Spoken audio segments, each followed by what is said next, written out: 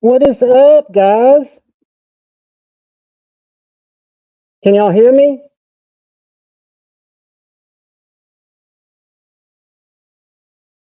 I was getting my inner plague doctor on. Didn't work for me. Did that creep y'all out? Whew, it was hot in there. What is going on, guys? Somebody thumbs up me if you've got some audio. If y'all can hear me before I start going through and saying hey to everybody. I picked that up, Jim Miller, for a possible Halloween costume, but then I figured nah, because it was too hot, and it's to go with my plague doctor. So I had picked up this a couple of weeks ago, the little 3 1/4, the small plague doctor in S45, just because this pattern means a whole lot to me. Because if you guys know the story about this and when it was designed, it's really when I got into the hobby again.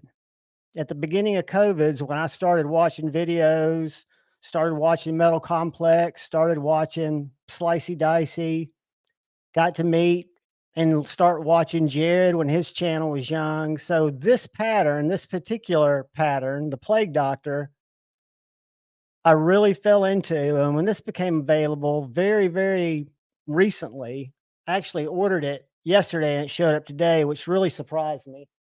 Um, but I'm hoping you guys can hear me. I'm going to go through and say hello to everybody. I have pinned the member giveaway video in case you haven't had a chance to watch it, for channel members and to leave a comment. And since we had problems last week with the comment picker, I don't think we will this week, but I'm just going to do a random one in the chat for non-members, and I'll show you what we're giveaway there. And then we might do something else crazy. Marco, channel member, was here earlier. Don't know if he's still here. And brother Neil McKenzie. And then we got T-Fetch. We got Scotty Sobeck Scooter. Stop by. Hope he's still here. Brother Joe Isabella, channel member. Thank you guys. Be Shady. Good to see you, my friend. Fit a bit. What is up? Channel member and Be Shady are both channel members. Marco, what is up, buddy? Channel member. Marco's Gamma, the math, man, the myth, and the legend. And then we've got Motion Lave, NC, channel member. Good to see you, buddy. Greg, how are you, buddy? Take your time, man. You drive safe. Channel member.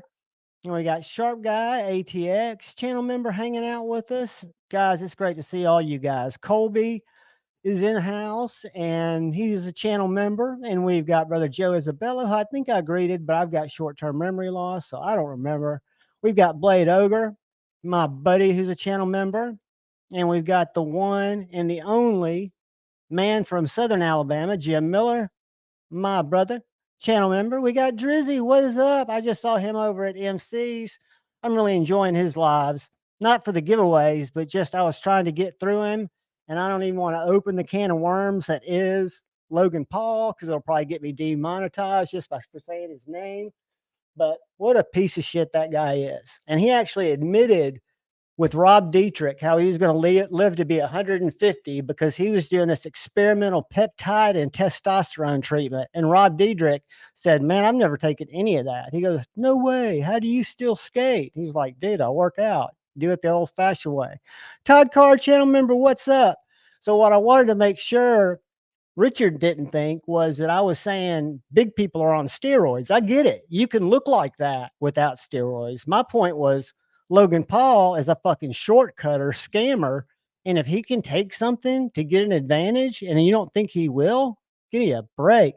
Mayor Salt, channel member, what is up? I don't think I've missed anybody. Crew Wear's the best. What is up? Good to see you, man. Happy Friday Night Flicks. Hey man, channel member, and I'll show you guys what we're giving away and cool shit that's come in and more cool shit that I've got coming in. Um, I've been totally irresponsible, but I've had a couple of like once in a lifetime grabs that have been for me once in a lifetime, things that hadn't been available that I've been chasing. And I'm trying. Ginger Fisher 75, channel member, what is up? This is actually from 2022 is when this little guy came out. So it was dealing with what we've already dealt with. at the time period in which it was conceptualized. That's why I find it cool. But again, neither here nor there. Thought it was cool. They had the little one. I loved it. For a knife that's on washers, I've been amazed with how, even though it's not my style of knife, I'm more of a action finesse guy, thin blade guy. And this little 3 1/4 was very, very tactical. This is S45, but for a washer knife, I could really manipulate it very well. So I thought it was great, and it's actually the best size for me. I don't think this knife is too small for me. My buddy A to Z EDC stopped by here a second ago to wrap his hand around this because they're still in stock at DLT. I have no affiliation with DLT. I'm just sharing with you guys. You go to their page and you click on restocks, and you'll see the S45 one. If you search for Plague Doctor, you can find this MagnaCut one. They cost the exact same. There's not a, well, there, this one costs more than the little small one, but this is a full size freaking knife, and it's got the same kind of glassy bearing action. I've had and have 2 Spartan field grades. I've got the Aster and the Talos, and I've been really, really impressed with that knife, both those knives. And the Talos is actually built on the form factor of this. It's the same size. So I knew it was on the small size. And the Aster is not just a bigger version that looks like this. It's kind of a totally different knife. It's cool. I don't have it over here. But those were, $118 knives. These are kind of lifetime collection knives. And again, it was a kind of a once in a lifetime chance to grab them because I don't think they'll be back. And I just thought it was really cool. So that's the only reason I grabbed those. And then I found the Plague Doctor mask. I was going to do it for my Halloween for Metal Mondays.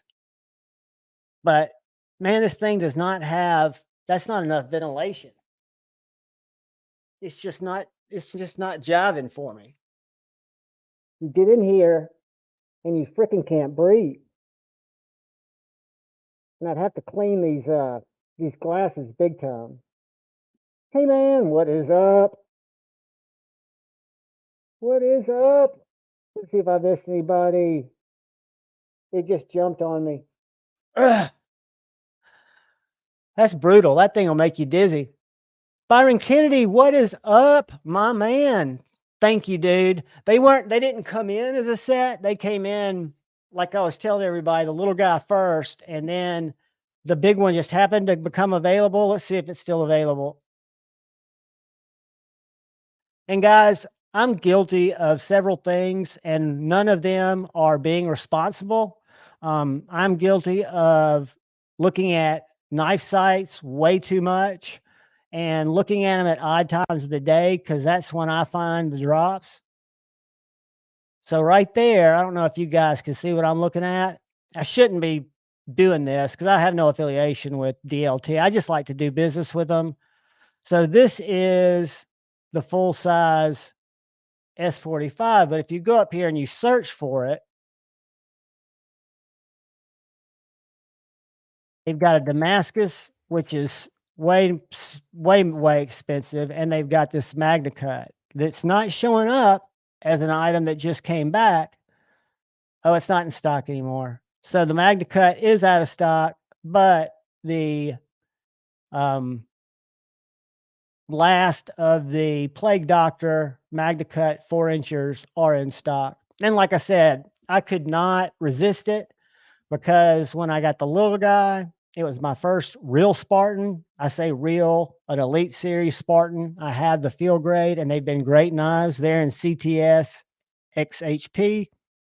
I sharpened them both up. They're thick, so they're by no means thin behind the edges slicers, right? If I was going to use this knife and not just decrease the value of it, which I'm not going to do, I would get it hollow ground because it really does need a hollow grind, which brings us to something we're going to talk about in a little bit. And we've got a cool guest coming by.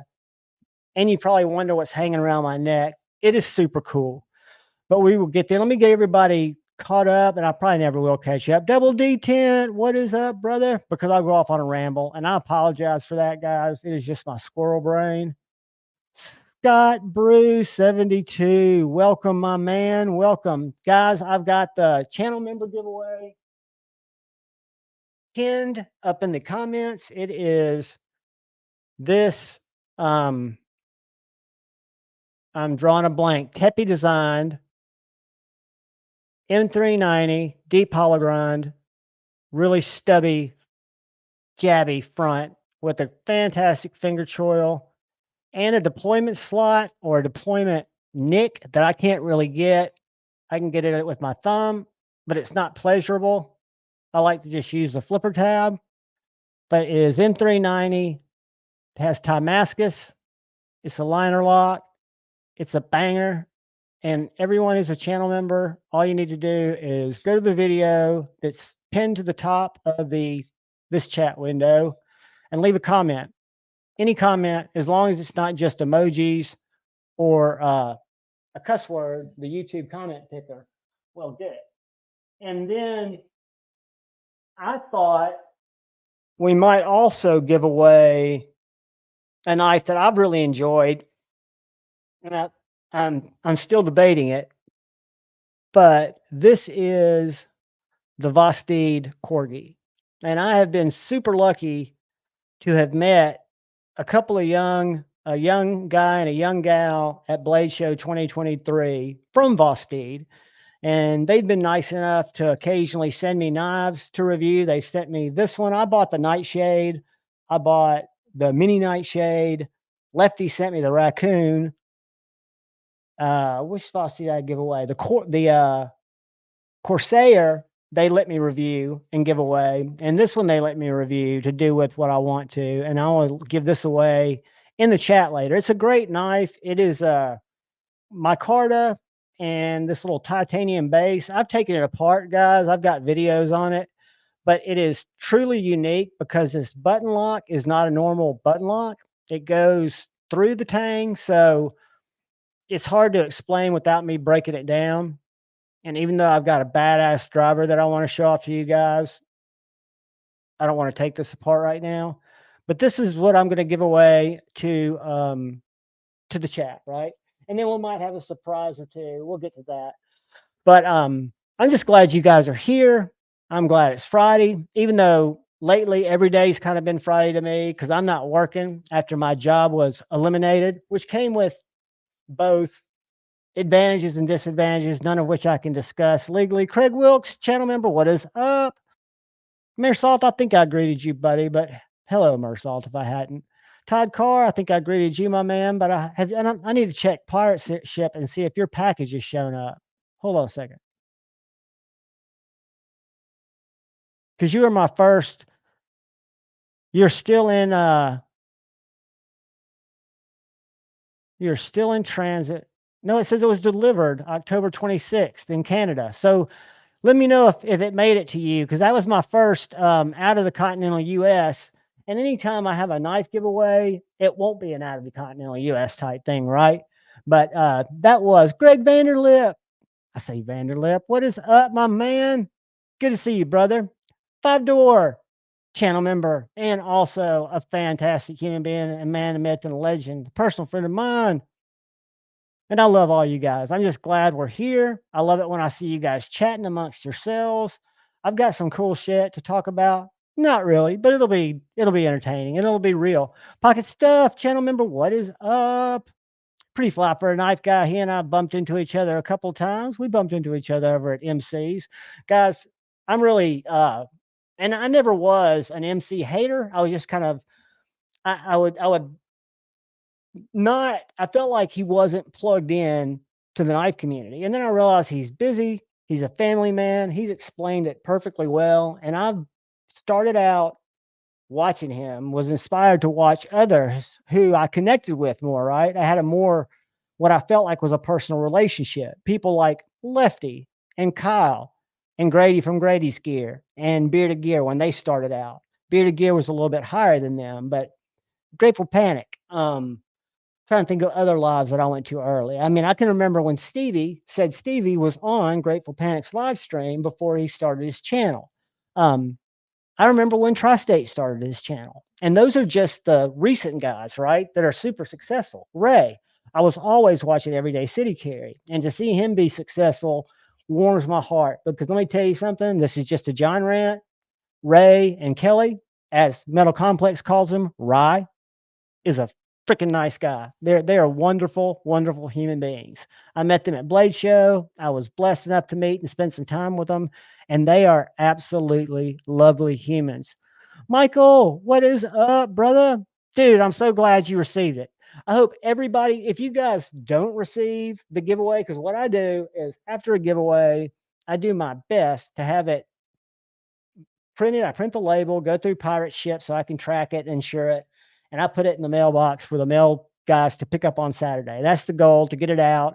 And I've had a couple that weird shits happen. I mean, that's why I choose not to put them in boxes, because evidently the knife thievery market, reselling market, is a real thing. And I don't know. I hear a lot of things on some of the, I'd call them creators, because I watch other types of content on YouTube besides just knife content. But a lot of our buddies I'm in groups with that talk about the real deal, that they're dealing with shipping stuff and stuff becoming stolen, because what happens is a post office, and I hate to think it's the post office, somebody along the route, right? They realize it's a channel. I used to put stickers on the outside of all my packages. I don't do that anymore. I put stickers inside, which I always do, but I used to put a sticker on the outside, which is just telling a post office employee, which, guys, I'm not saying that they're thieves. I'm just saying things get missing all the time, right? And I don't want things to get missing. Um, I've, knock on wood, and I'm jinxing myself by saying it, I've been super lucky with my shipping. Drizzy, what is up? Guys, I'm gonna get more and more behind. Say I go on these rants. Paul Mills, channel member, what is up? What is up? Guys, all y'all, please, please register for the channel giveaway. NFK 20 nuts for knives. My man, how are you, brother? How far behind am I? Let's see. We're going fast. Matthew Russell, what is up, channel member? Happy Friday and happy close to Halloween. I will throw on my plague doctor mask again in a second when I get my breath back. Ed, channel member, what is up? Mattis faction, somebody who we're going to be talking about tonight. I don't know if you guys have been blessed to see or hold this, but I went out when it first became available at White Mountain Knives, and I bought it and used my Javon 10 code. And I can't finger flick it yet. My buddy A to Z EDC can finger flick it, middle finger flick it. And I'm a middle finger flicker guy. But guys, this knife is freaking slicey. It is so comfortable in the hand. I don't feel the clip. It goes in and out of pocket like a dream. This point is a splinter remover. I mean, it is so acute. That point is absolutely so freaking acute.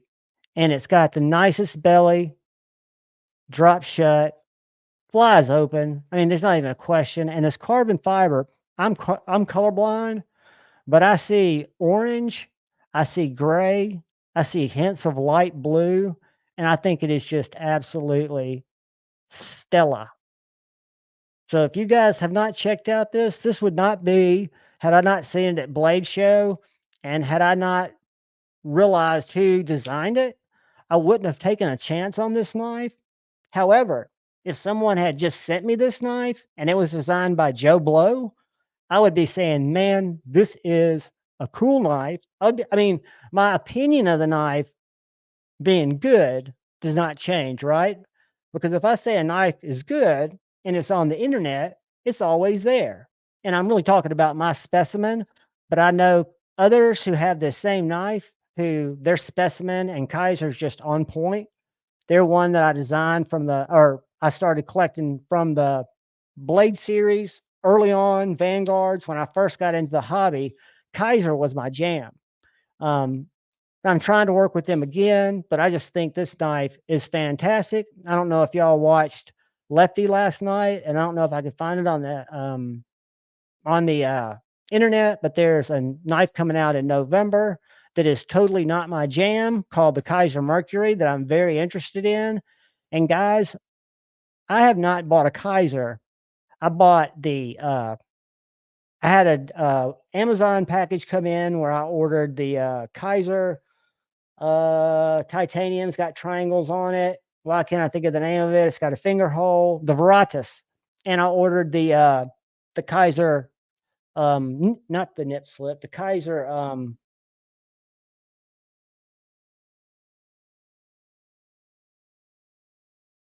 I forget what this Kaiser's called, but just so you guys know, and if you'll wait a second, if you're interested in it, I'll get you an affiliate link because I do have an Amazon affiliate link, or I'm part of the Amazon affiliate program. But this is the Kizer zip slip. It's S35 and titanium. So I ordered these two, this knife and the Veratus in 2023. They were the only Kizers that I ordered, and they came in on the same day. And then when Maddie's knife was released, I was so stoked to order it, and I ordered it right when it came out. And I'm telling you guys, it is an absolute bargain for what it is. It feels like, to me, it feels like a $350 knife. And I have a lot. I never started in that range. I never thought that I would, but that's where the hobby's taken me, to there and beyond. God bless me. Damn influencers. But anyway, it is a great knife. Maddie, I'm glad you're here, buddy. And I'm so proud of you and can't wait to see what comes out of the pipe out of your head, dude. I knew you had a lot of coolness in you, but I did not know when I met you 2 years ago that you had that design finesse about you. And I know you play it down, but you designed a killer knife, dude. Something that when I look at the way a design makes me feel, because that's all I can talk about on my channel, right? Because I'm not a master cutter. I don't do cut tests, although I know this will do well. And Stasa, I'm sure, has or will do cut tests with it.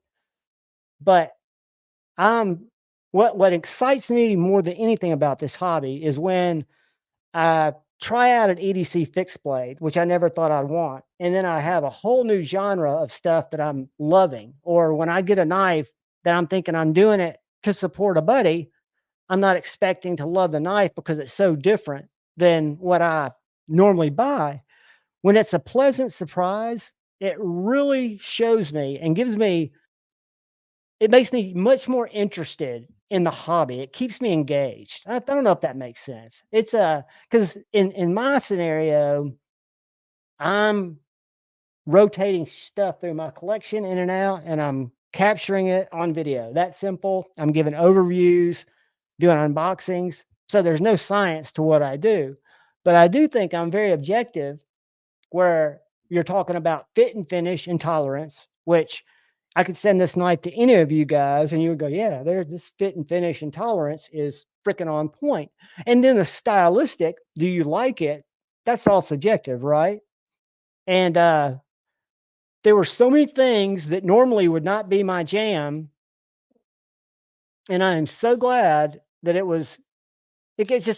put me in a whole nother, I look at knives differently now. And I've got a couple of knives inbound right now that you'll see on the channel that are a direct result of me taking a chance on a knife that I would have never thought would fire me up as much as it does. And that's just, again, I have no dealings with Kizer. I love Maddie, but that's not why I'm stoked about the knife. Joseph S., good evening, my man. God, I'm never going to get caught up. Let's see. Acid Test Kids, what is up, brother? We got Bashir Bear. What is up, my man? My man. I'm almost there. I'm almost there. I feel it. We got a lot of same people. I'm loving it. Roman M. What is up, brother? Pedro Armstrong, the channel member, is here. Good to see you, buddy. And guys, if y'all remember, channel members do not have to be present to win the giveaway. So make sure you go to the link at the top of the chat and leave a comment so that you're in that bad boy. Donald. Milinkovich. Donald Milinkovich. Welcome, brother, channel member. Good to see you, my man. Y'all make sure, whether you're going to be here or not, that you're registered, because I'll track you down if you win. We'll find you. Dean Griffin, what is up, brother? Auto win, channel member, what is up? And again, not exactly sure how that giveaway is going to go tonight. I think I'm I'm not getting close. Every time I think I'm getting close, it throws up. Not throws up. That's kind of be gross. Be Shady, channel member. Chris Hinkle, channel member. What is up? And I know this is so boring for you guys, but I don't want to leave anybody out there thinking I'm not talking to them. Sean, welcome. I'm glad you came by to join us, my man. We've got some pretty cool stuff that I'll be talking about. Neil McKenzie, member for 5 months. Dude, you guys have no idea how much I appreciate it, how much it helps me, how much it helps the channel, and it eventually always comes back to me being empowered to give stuff back, right? I'm not in it for knives. I'm not in it for anything but to meet people and to share the love of a very weird, sharp, and shiny bunch of stuff that I don't know if y'all saw my review on that. I'm going to talk about it in a second, but this knife is fire. Make sure I got everybody. Let me make sure I got everybody. Paul Mills, I think I said hey to you, channel member. Jacob, welcome, brother. Welcome, my man. I have not messed with a SOCON Elite manual. I saw a serrated one somewhere today and was very tempted because not too long ago, I picked up this Ramlock stitch, and these come back into stock. I know at DLT, and I'm sure at other places on Microtech site quite often. And I've been really, really stoked. This is my first Microtech. It was supposed to be G10, and my buddy ordered one at the same time I did. Check mine out. Mine's at G10. It's aluminum. I'm so stoked. I mean, it's got the best action, has no lock stick. It's got the M390 MK blade. This was $310. I don't know how much the SOCOM Elite manual I was looking at today. I want to say it was like around $350. I like the blade shape, but I love this. This is a great knife, and this is, of all the knives, Jack Wolf would be right up there, but of all the knives that I've gotten, this is the sharpest. It's so sharp that I'm going to grab a piece of paper. Jim, the Black Mirror is a fantastic knife. Those are in stock now at White Mountain Knives. You can grab them and save 10%. Hold on, guys. Let me see if I can get over here to this paper.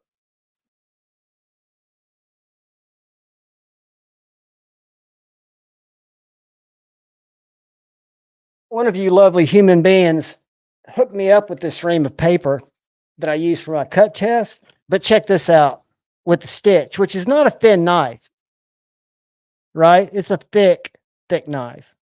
Watch this.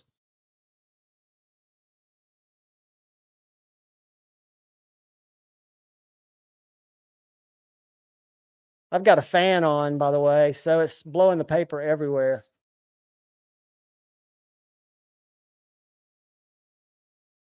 This thing is wicked sharp.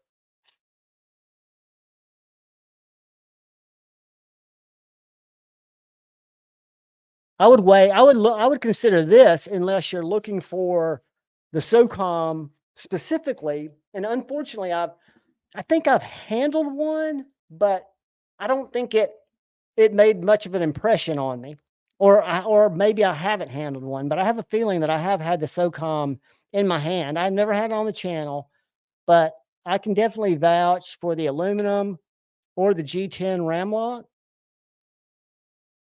And the fact that this is made in America for that price, it makes me scratch my head, guys. I mean, it does. Now, no, I haven't hard used it, but the type of knife it is in my world, it's kind of a Slurpee saver, right? It's a cool knife to carry around. It's fun to open boxes with. And heaven forbid, not that I'd ever want to have to use a knife for defense. I've got other ways to do that. But it would be very, you could mess somebody up with that. It's very sharp. Michael, welcome, buddy. Stoked. Dude, I love it, Sean. I've had every day off for the last almost a little over a month. And it's been, I've been able to spend a little bit more time kind of thinking about the content. Not really. I mean, it's not like it's transformative because my content's not going to be that transformative kind of content. What I'm hoping it'll be is when I was in the first started collecting, and still I go online. Yahoo or YouTube's kind of like the second biggest search engine. It is the second biggest search engine based on traffic. For people who are trying to look at knives that might say, people have been talking about the Quiet Carry 9, but I want to go out and I want to see a bunch of different. I can't believe I just failed that.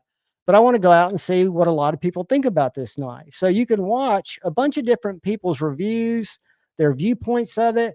And to me, that's valuable, right? So what I want to do is leave my opinion, which is all it is an opinion, except for objective issues like lock fail or shitty things like that. But every time I say I would buy this, I think, for example, this is a great deal. And I know you can get the same thing for a lot less money, but I love this little Amazon knife. I use it on all my unboxings now. It just has a razor blade in it, and I haven't changed the razor blade once.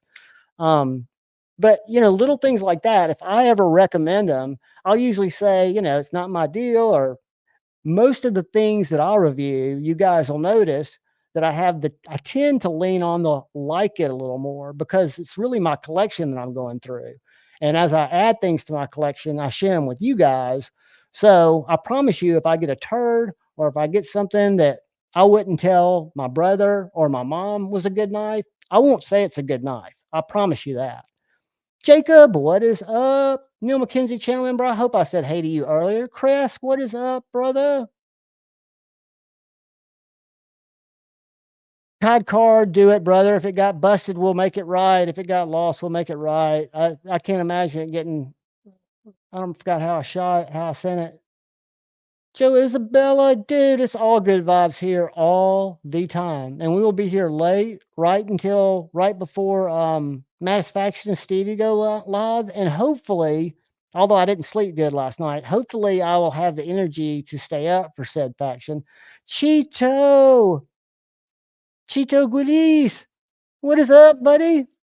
Y'all go to Cheeto's channel. Let me put it on there. I think you're all mods. I'm not looking at the reason I made all you guys mods, and let me make sure everybody's in here is a mod. The reason I'll give you guys a wrench is so PNW Fun Stuff, you're now a mod, is so you guys can share your links, build the community, get people to your page, get them subscribed to you. Everybody kind of support each other, and just don't abuse it. Look out for one another, you know, and know that anything that somebody says in the chat, don't let it trigger you. It's easy to get triggered. I don't think we'll say anything triggering, but I know I say stupid shit all the time. Budget Blade Review, channel member, what is up, buddy? God, I must be way behind. Demonite, channel member, what is up? I'm rolling. Let's see. I'm just gonna scroll. And if I miss anybody, speak up because I'm not missing you on purpose. I'm trying to just make sure I say howdy to everybody, and then I will go through, show you guys kind of what I'm thinking about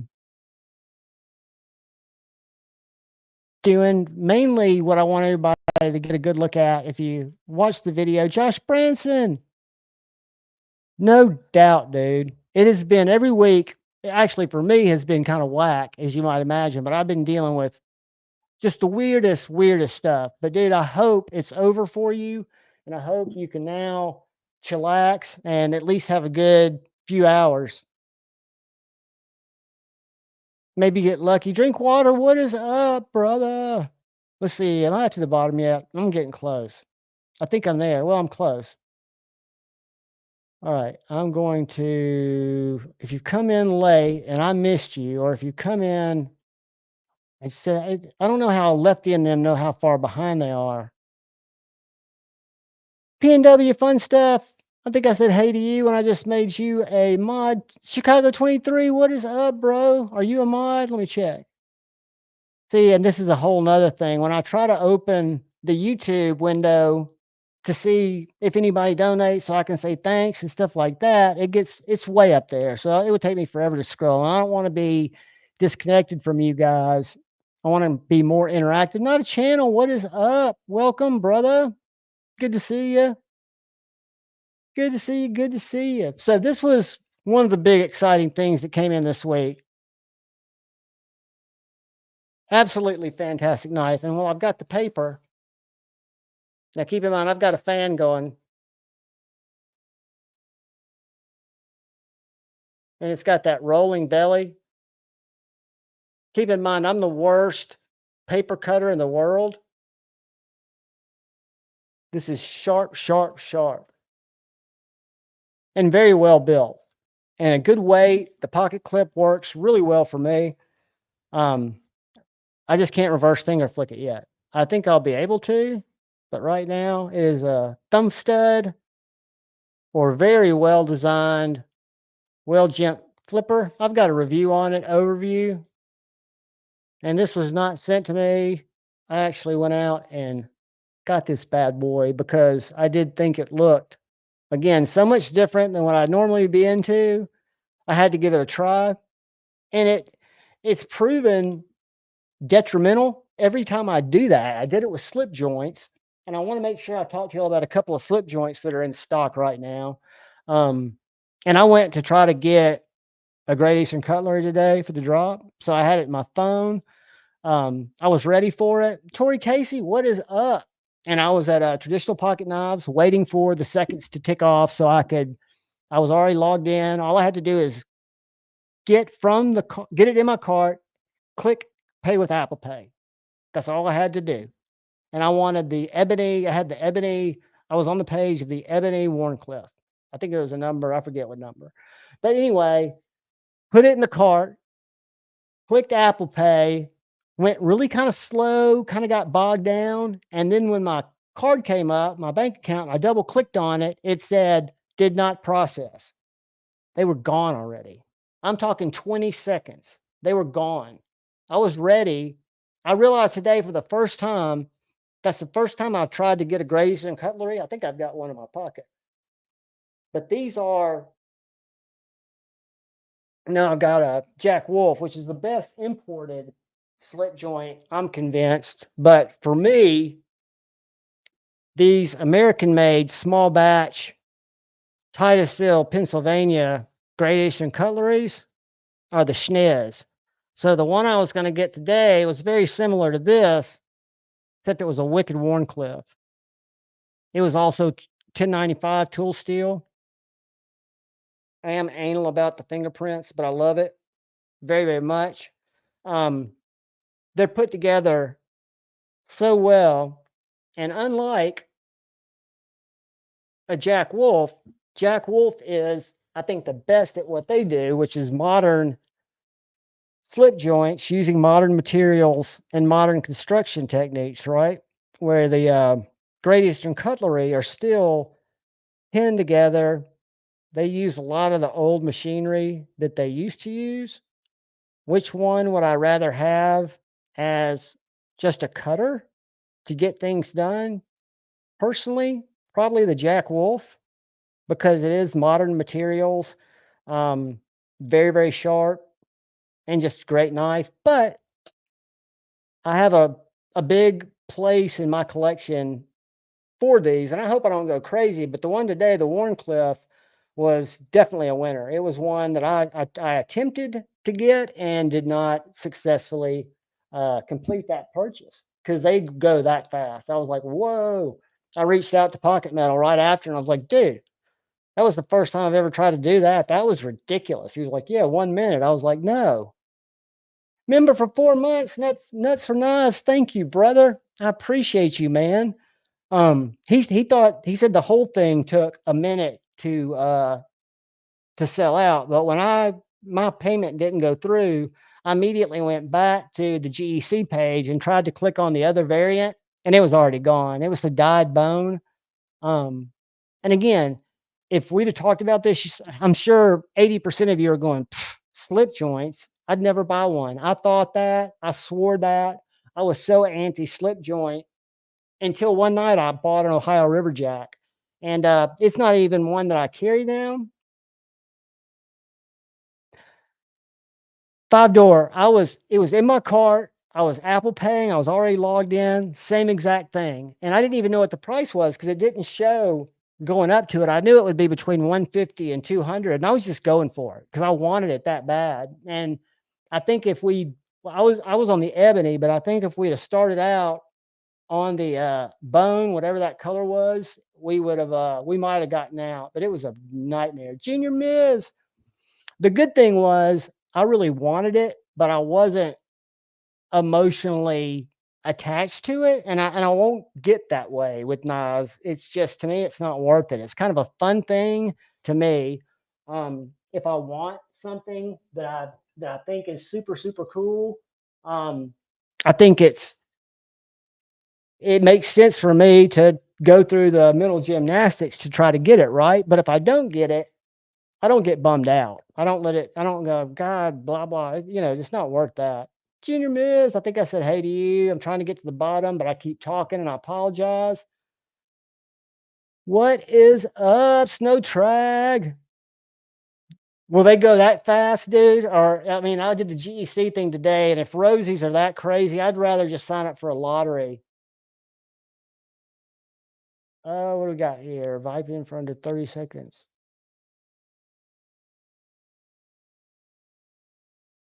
Oh, yeah. I mean, it happens, dude. I mean, and that's how I found this guy. Was I just happened to be at DLT, and I know these aren't the same. These, when they're in stock, you can usually find them, and there's still one of these in stock, I think, at DLT, S45. But I've seen several hinderer sets come and go in groups, and they're gobbled up like that. I mean, and they're not even announced. I see them on Instagram, and I guess once you see it on Instagram, you're screwed, because by then, Chef Rocky, channel member, what is up? Everybody and their brother's gone. I am caught up, guys.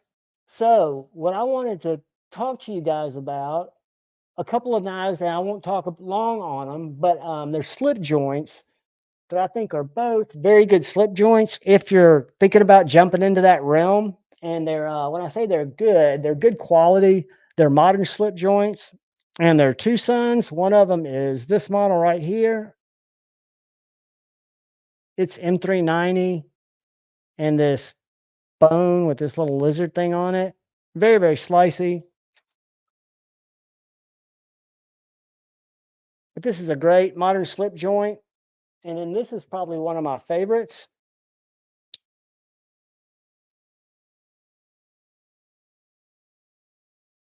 It's a night morning design.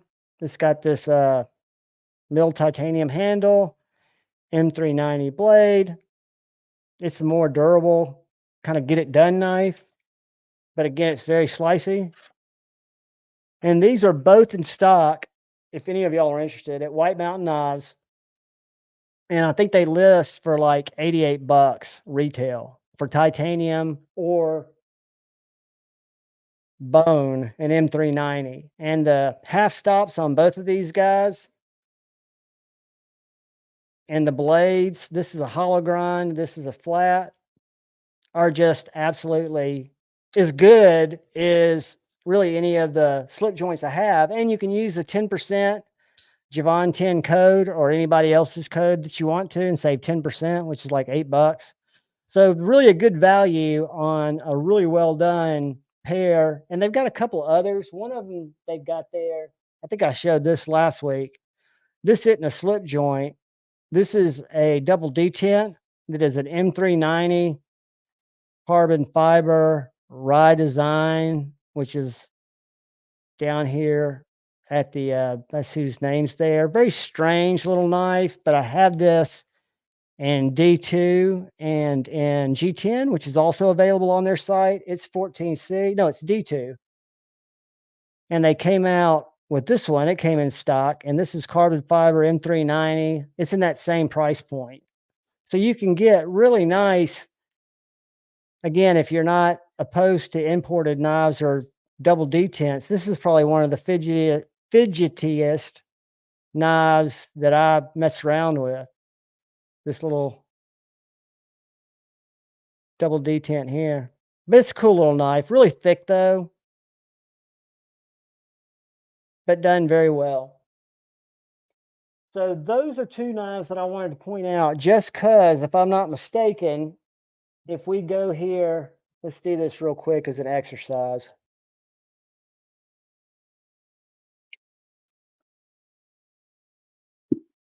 Give me 1 second.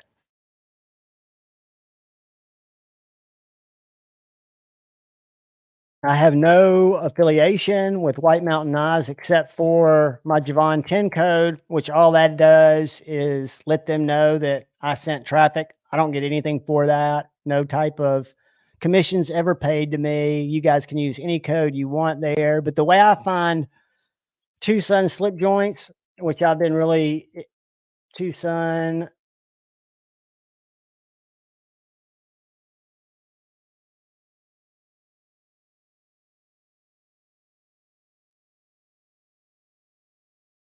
And then I try to filter out, and on a desktop, it's kind of a pain in the ass to do it. There's a place where you can filter in stock, and I don't know where it is on a desktop. So if y'all know where that is, you can filter in stock and save yourself a bunch of grief finding these. But like this guy, well, it's out of stock now, but this is a great, why did it not pull Two Suns? That's a great slip joint. What?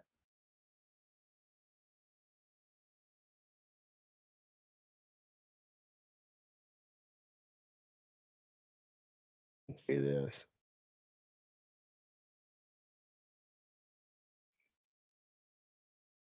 Oh, bummer. These are both sold out. I don't know anything about this one. That one sold out. Sorry, guys. Oh, man.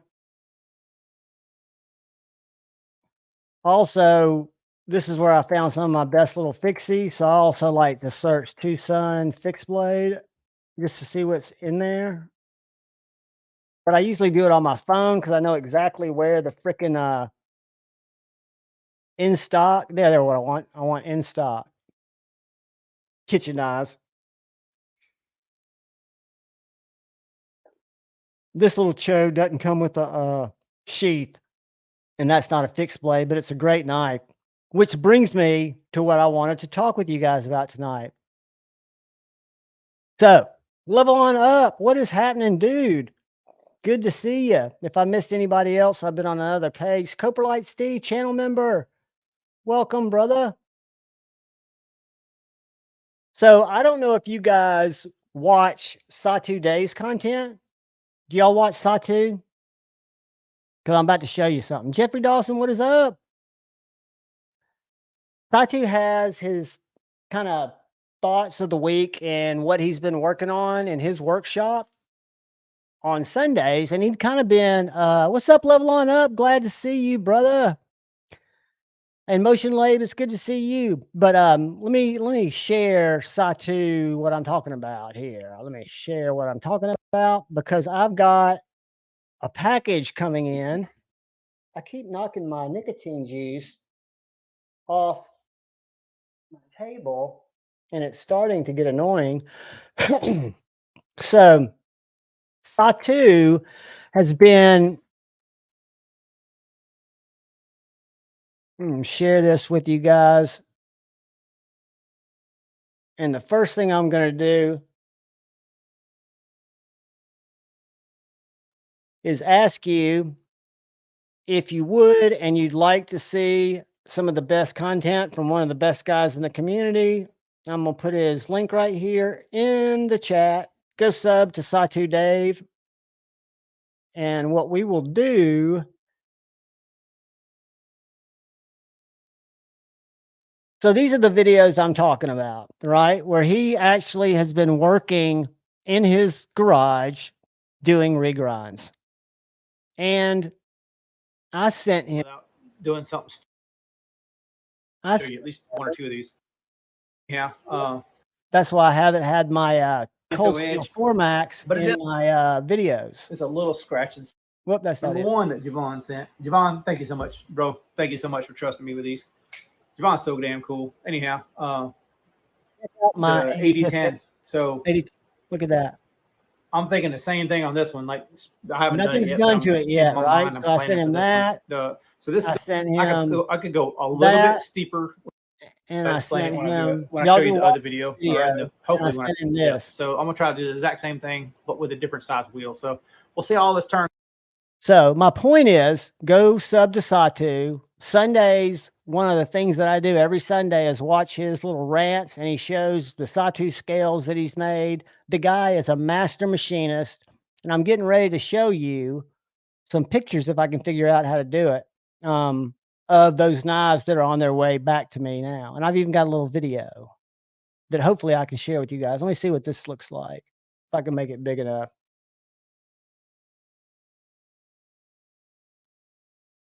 All right, this isn't going to show you much because I can't make it much bigger. Let's see what I can share.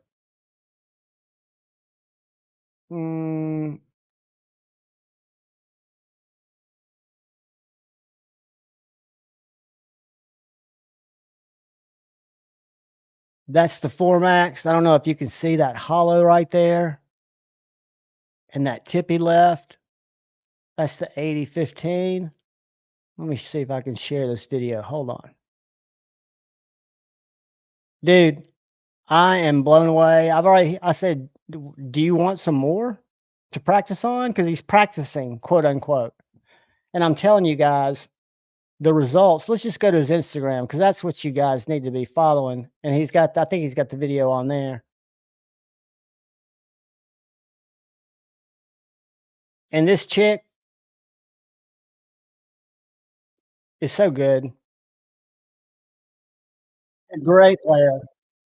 And she's just gorgeous. But anyway, that is Larissa Silver. She's in a band. That's my favorite, Countess Anne. If you're not following her, you should be. She's a Michael Zeba model. Why can't I get back? Here we go. Never mind. Anyway, follow her, but we're going to look at, and when I'm doing this, I can't see the comments. I apologize. I'm going to share the screen.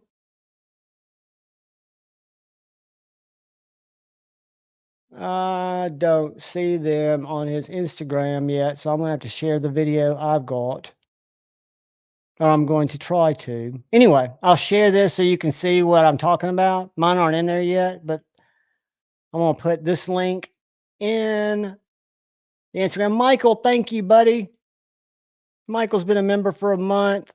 Dude, go up there and make sure you get entered in tonight's giveaway. Guys, here's Satu's IG. Dude, she does. Hank's Cartel. I'll throw that up there in a second, but go follow Satu because I'm telling you, this guy started out making Satu scales. He's made Hinder scales out of titanium. And lately he's been doing these wicked regrinds. He says he's teaching himself to do it. And I'm telling you, the work that I've seen has been out of this world. He likes big knives. I met him at Blade Show. He's probably one of the warmest humans. Check it out. He's got his Kizer there and his Hinder, and that's a Satu, which is a custom. Anyway, great guy, great channel, both on YouTube and on Instagram. Has some of the coolest knives, and he's a great member of the community. I mean, I've heard stories of him sharing stuff with people. Look at these regrinds, guys. All right, I'm going to come back. I'm going to check out the chat, and then I'm going to show you that video. All right, guys, y'all have been good. Let me share Countess Anne's Hanks and pry bars. And they are made over in Serbia. She is in Serbia, so if I ever disappear one day and you guys notice that my channel's lagging, it's because I went to Serbia. So here's Hank's Cartel. Very cool handcrafted stuff. I'll show it to you in a second, but she makes these little pries. She makes these Hanks.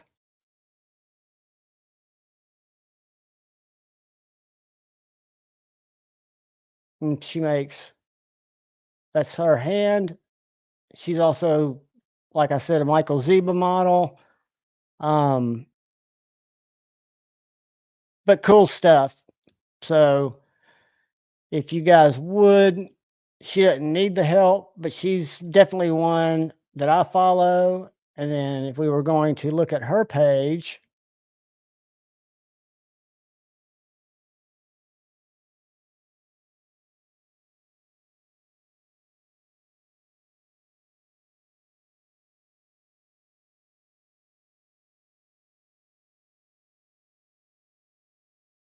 again, she's in Serbia.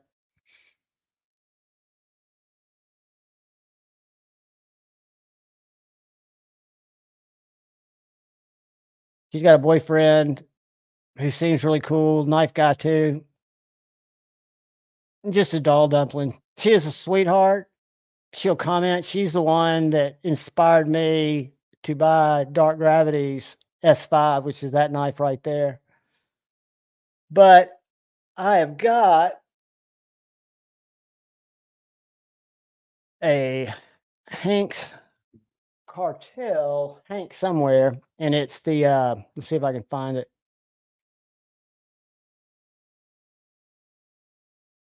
It's one that's got her picture holding the S5.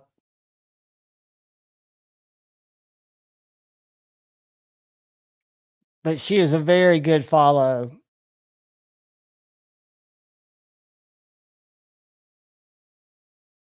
That's the Nun. That's a S5 Nun. You can see the roses on the back, and it's damn steel blade. Made in Brooklyn, New York. I don't see her Hank, but I've got her Hank, and it is attractive. I forget which one it is. I know. Let's go to my page because I've used it a bunch with pictures on it.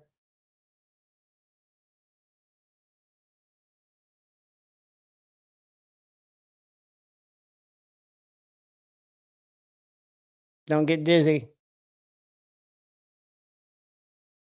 I know I posted her up recently. Oh, where is it? Where are you? I'm slowing us all down, guys. I apologize.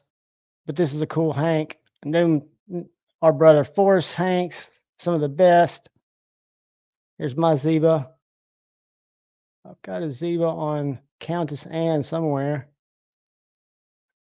I post too much shit. There it is. That's a Hank's Cartel Hank. So anyway, I know that was grueling for you guys. But you know what? It was grueling because I wasn't sharing it. Here's the Hank I was talking about. Duh.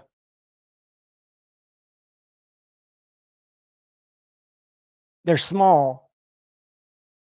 You can tell how small it is compared to that Padre, which is still one of the best knives that's come to my house. Which Vero did you get, dude? I love my liner lock Axon and my Fixie. This thing is, I wouldn't say only, but it's made by Best Tech, belt satin, M390, thin, under $300. It is a great EDC. It's for a fixed blade on the larger side of what I normally carry, but I just keep it in my back pocket with that ulti clip, and it is a banger. Absolute banger. I saw Lefty showing this off. A brother from another mother sent me this to check out. This is the little Kizer, God, what's it called? Critical. No, it's not the critical, but it's a little minimalistic. The one that just came out is blacked out with carbon fiber. This one's micarta. Super minimal neck knife. Speaking of neck knives, hopefully we'll have a guest here in a little while, Mr. Jason Grant, to show you guys what he's been working on. But I can tell you, he's been working on thinner grinds. And I have got a baby J-cow, a micro J-cow, so to speak. I've got, I think, one of the coolest, sliciest little J-cows, and I've got 2 more that I bought last week. Check that out. This is just the thinness of the blade. It hadn't even been edged up yet, because when he sends them back to me, I put my edges on them. But that's just the thinnest, lightest. I don't know if you can see that jimping. Ultim handles, handmade in California. Badass little knife. It is 3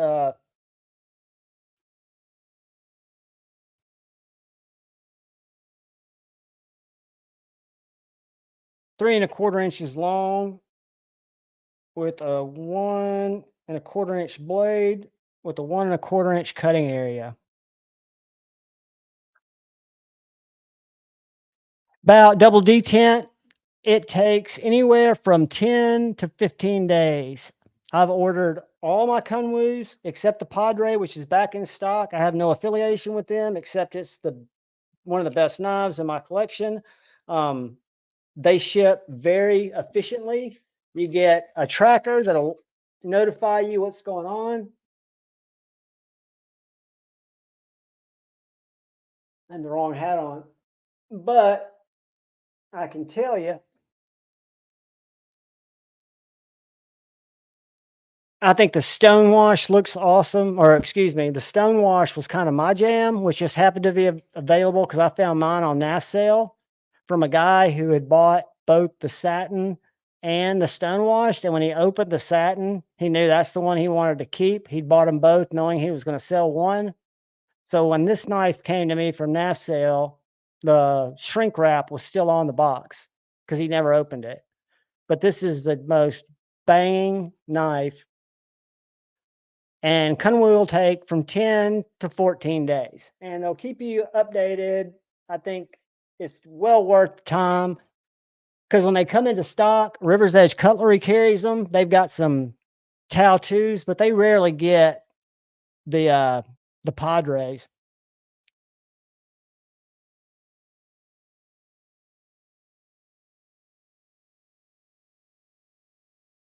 Brother Mateo, what is up, man? Good to see you, buddy.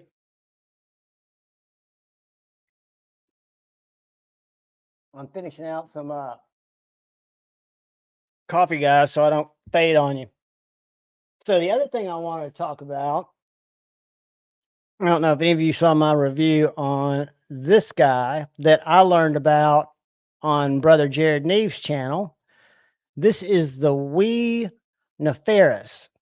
It is a thin flip point 20 CV titanium, internally designed, which means designed by somebody at Wee. It's got this little minimalistic flipper tab. I want y'all to listen to this detent.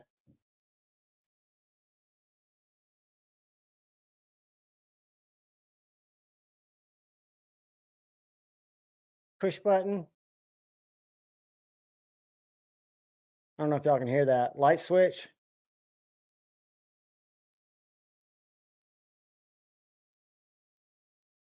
It is, of all the Wees I've got, which is a Roxy, a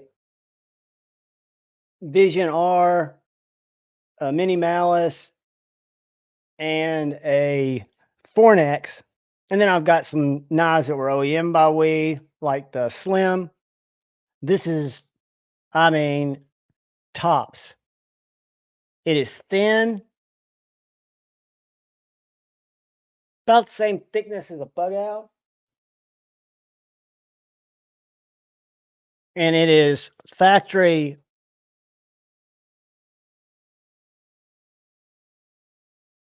slicey is all get out. It's got this forward finger choil, which works very well. If you like the middle finger flick, which I do, this has a hole that you can get so much traction off of, and you're not going to go through the hole. I think Jared, he said if he had to make any observation that he would like to see change, he said because the way it thwacks open, he'd like to see a thicker stop pin. And it's got a very thick stop pin. It's just that it's got so much, I don't know where it comes from. It feels assisted. It really does. When you pass the detent, I barely get it out. It just bangs. Greg, glad you made it home, buddy. We have not given anything away yet, and we will be doing some giveaways shortly. We never talk about that because we don't want to bring in turd burglars. We have a guest. You put your thumbs up when you're ready, Brother Grant.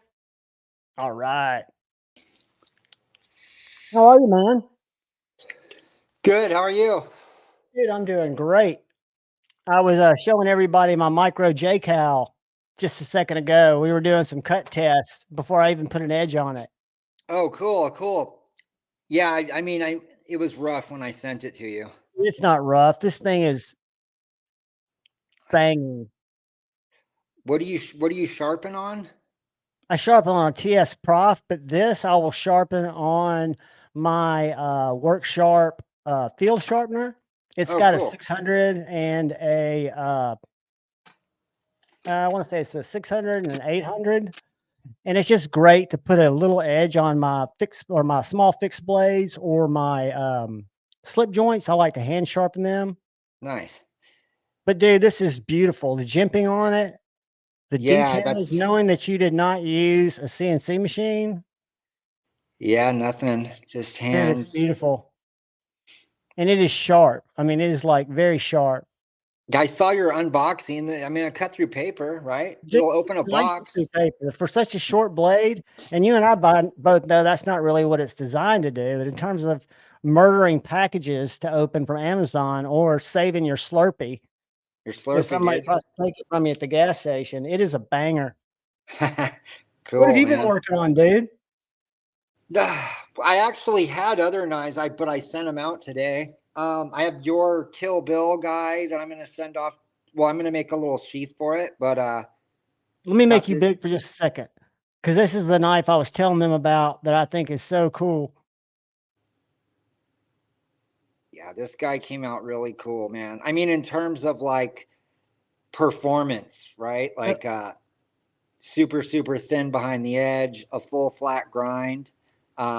The grind actually comes all the way off the spine. It's just beautiful, dude. Very, very pointy, very ergonomically nice, right? Ergo friendly. And a killer theme, Kill Bill. Yeah. For those who know. Yeah. And then I put like a little red lanyard hole on it, you know, to represent the blood she spills all through the movie. That is awesome, buddy. I love it. Yeah. And then here's your little dude. Look at how cool this little guy is. God, dude, that makes me, when I saw that, I was like, yes, please. That is so cool. Is it about, what is it, about 4.5, 5 inches? It's 4 inches. Perfect. Because what I was just showing you guys, this one was 3.25.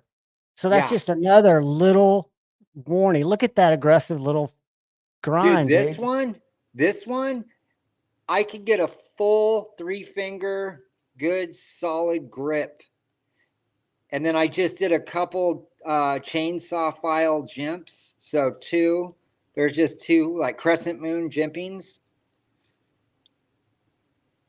Yeah, this dude's very comfy, dude. And then I did an antique black finish. So the cool thing about this black is the more you use it, the more you lose it. So like it'll actually start showing wear. And I kind of like it for 2 reasons. Unlike Cherrycoat blades or even DLC, once the finish is gone, that's it. But with this, if it starts coming off too much, you buy a little thing of gun blue for $20 and you can refinish it yourself in your kitchen. just with bluing. That is so awesome. Yep. So, you know, it's give or take, right? Like, yeah, it does wear faster than something obviously like, you know, diamond light coating, DLC, or what do they call it? Particle vapor coating, PVD. PVD, yeah. But you can touch it up yourself, right? Once you get a scratch in DLC, that's it. Like, there's no hiding that. Dude, that is so freaking cool. I mean, the shape is, I really think that is one of the most comfortable shapes of You're going to all. like this one. You're going to like this one. I'm stoked, dude. What else you been working on there? Oh, look, I made a couple scrap pry bars out of copper I had laying around. So I got like my little G logo stamped in this one. It's got crescent moon jimping, frag jimping on this side, bottle opener, little pry bar chingadera. Then we have file jimping right here. So Dude, file jimping are those really tight little jimps, the ones that are very close together. The way you get those is with this file, right? And then you have crescent moon jimping, which is like where they look like half circles like these. So dude, it has that thing both. looks so, I mean, I love the different angles of the pry. Almost looks like a chisel. Well, yeah, this fell off a bigger piece of copper I was doing something with, and I just saw it on the ground and picked it up and grinded this into it. Guys, I'm going to drop a link in the chat, which I would, Bluminati, what's up? I would go follow. This is Jason's link. This is where he posts a lot of this stuff and where he does a lot of his commerce, so to speak. Look at that. I haven't showed my little coffin knife yet. I was waiting for you to come on. Yeah, this has the G logo stamped in it a few times. One's upside down. Just getting weird, you know? I love it. I mean, just a little, because the one I'm going to show, this little coffin knife you sent me, I'm going to send it to Joe Lancelot Leather finally with a couple of other J-Cals. That's the one that I wanted everybody to see too. That is amazing. Well, this is pre-heat treat. So you can see some little inconsistencies all in here. After I heat treat it, all of that will be dialed in. Like, this is before I even heat treat it. Right. But you can see what you've done with the grinds, or where you're going with the grinds, I guess, is more apropos. Look at that wild cross. Dude, that's awesome, man. Look at the attitude adjustment. That's almost a chisel pry on itself, isn't it? Bink, bink, bink, bink, bink. Dude, I love it. That is so cool. And it's got a triple compound grind. It has an 8-inch wheel, a 12-inch wheel, and then a flat grind.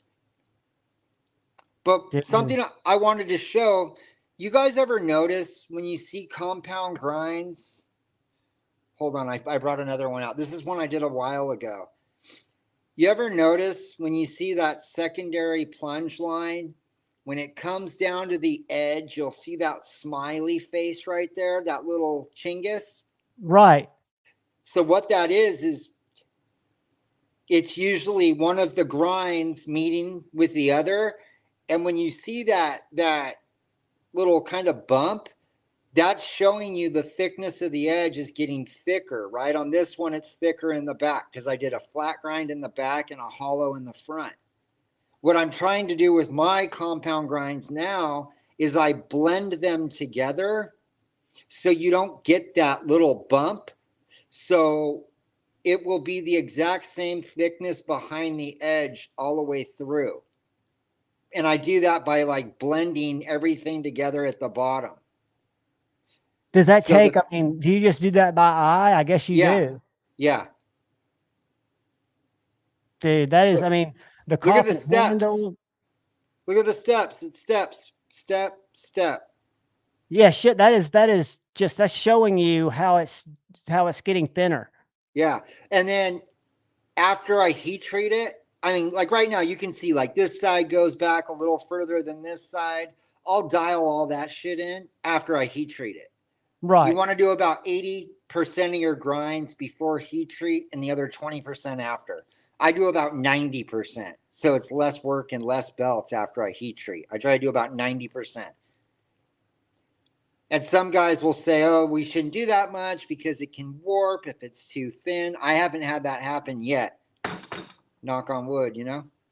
Hey, man, live and learn. That's what you do. I mean, you're doing, this is, I'm going to pull me up for 1 sec and split. Yeah, go ahead. But this is a little coffin knife, guys. I don't know if you can see this. It's got 3 little, what you call those, mosaic pins. Mosaic pins, yeah. And it's got micarta, chisel, little package ripper. That's another, that was a scrap. That was like a piece of metal that came off a bigger piece when I was cutting a blank out. And Dude, then, I'm going to have Joe Lancelot and Leather make me a little slip for this. And this will be a fantastic little pocket dropper. Kind of like just an Amazon package opener, right? Or that when I need to cut something. It is so light, but yet so hardy. And it's got a chisel edge on the back. So it can definitely you can use the back to open paint cans like a pry bar. Dude, it's just sick. I'm going to make you big again. I just wanted them to see that little guy. I mean, the stuff you're making is just the fact that you're just doing it in your garage is next level shit. Look, remember I told you about the hole in the blade and the behind the, the bevel? Yep. Using that for the retention point. This is like my tester, right? But listen. Did you hear it? I heard it lock in. So all the retention is in that little ball in the hole in the blade. Now this one it's marred. This has been like my tester, but like if someone bought this, I just hit that on a surface belt and it makes it brand new. But I've made like several sheaths trying to get. Do you like that better than the way you were doing it with the gents? The gents are cool. Well, not everyone likes blades with holes in them right there, right? So you can do it either way? Correct. But kind of cool. Dude, they look, I mean, they're just. Look at this weird finish I did on this one. It's like the Halloween finish. Yeah, it's got like lines on it. Yeah. Well, it's textured, it has textured flats, a deep hollow grind, and it's got this weird fucking plunge line, double plunge line I've been doing, where you have your plunge and then you have a secondary plunge, just for looks, right? I mean, it's got to look like nothing else. I mean, it just looks sick. This one will be sick, dude. I haven't decided. This one I might do a satin bevels, but keep that kind of Halloween. I'm calling it Halloween finish. What I did was I acid etched it, and then I left it outside for a couple days and let it rust over. And then I buffed the rust off. And then I took gun blue and I dripped it on it and just held it upside down and let the drips go down the blade. And then it made that blood splatter look. Dude, that is so cool. A couple of people are wanting to see those little warnies again. The stepped one and the 2 little guys. Well, this dude, I mean, I'm almost embarrassed to show it on your live right now because it's pre-heat treat grind. Yeah, so but still, dude, it looks to somebody like me. People don't understand just how much more dialed in it'll be when it's done. You know what I mean? Show the other 2 finished little ones, because that one's insane. That one's awesome. Dude, this Kill Bill one, this flat grind is, I mean, I took a minute, dude, on this one for you because I knew you were getting it. Because if you remember, it had an all battle gray finish, and then I turned it to satin. And when I turned it back to satin, I really took it down, dude. If you look at the crescent moon little sharpening choil right here, it's real hard to see. But when you go to start sharpening this thing, the thickness behind the edge is the same halfway up the crescent moon. So when you sharpen it up a 1/16 of an inch, the thickness behind the edge will not change until you get past the halfway point. So you got a good amount of sharpening and use on this knife. Jim, which one did you want to see, buddy? Give me tell me, I'm looking from the top down. Is it one of the ones from? This one, dude, I'm selling for cheap, dude. I don't even like this one. This one's $50 with G-Carta handles. Dude, that is sick. Guys, if y'all are interested in the for $50, DM Jason. This one's super thin behind the edge. I just want to get rid of it because I've had it for like more than a week or two, so I'm over it. Got to move on. There you go, guys. That's a $50 J-Cal. Just DM. I think I popped. This is I don't like how thick. I don't like how. Thank you, brother. I don't like how thick the scales are. That's why I don't like it. But it's super comfortable. And it has a scratch. See the little scratch right there on the flat? But I mean, $50, if you're going to actually treat it like a user, it's going to get scratched anyways. Dude, that's a beauty. But which one, Jim? Let me see if I can find that comment. Oh, that's it. The one that he's holding in his hand with the hole in it. Make sure where you're seeing what you need to see, brother. Bluminati's been a member for 6 months. Thank you, brother. Guys, I appreciate y'all's support more than you know. Just the fact that you come and hang out with me stokes me out. But yeah, Jim, if you like that one, DM Mr. Javon or Javon. Don't DM me. DM Brass Brigade, Brother Grant there, and let him know that you're interested in the one with the hole for $50. Yeah, $50. Yeah, when I have something that doesn't sell in the first day, it immediately starts getting cheaper because I would rather sell something for less money and just have it be used than it end up in my drawer. Once it goes in the drawer, it fucking just stays there. We need to find you a place to store those, and I'll come out and we'll do California Custom Knife Show one year, and we'll show that shit off, dude. I'm telling you, your knives are next level shit. Yeah, like this one. I really liked this one, and no one grabbed it. I mean, it doesn't have scales on it right now. It did, and I actually took them off to put on another knife. But, dude, this has the swedges, compound grind. Dude, this is your textbook camp knife. Like, this is a camp knife. Kind of not super thin behind the edge. It is up here. It's a hollow grind halfway up. But back here, you know, good wood whittler. This one, I don't know. I like this one. I'm surprised no one grabbed this one. Send me pictures of it, and I'll put it up on Instagram, dude. Let me know what you want for it. Well, I just got to put some scales on it. Maybe I can throw some. Throw it in your drawer, just because it hadn't. I mean, I can only imagine how many cool knives you've got thrown in your drawer. Yeah, I got a few. Maybe do like little Ultim scales or just black. I don't know. They're such good knives. By the way, do you have trippers still in stock? I do, yeah.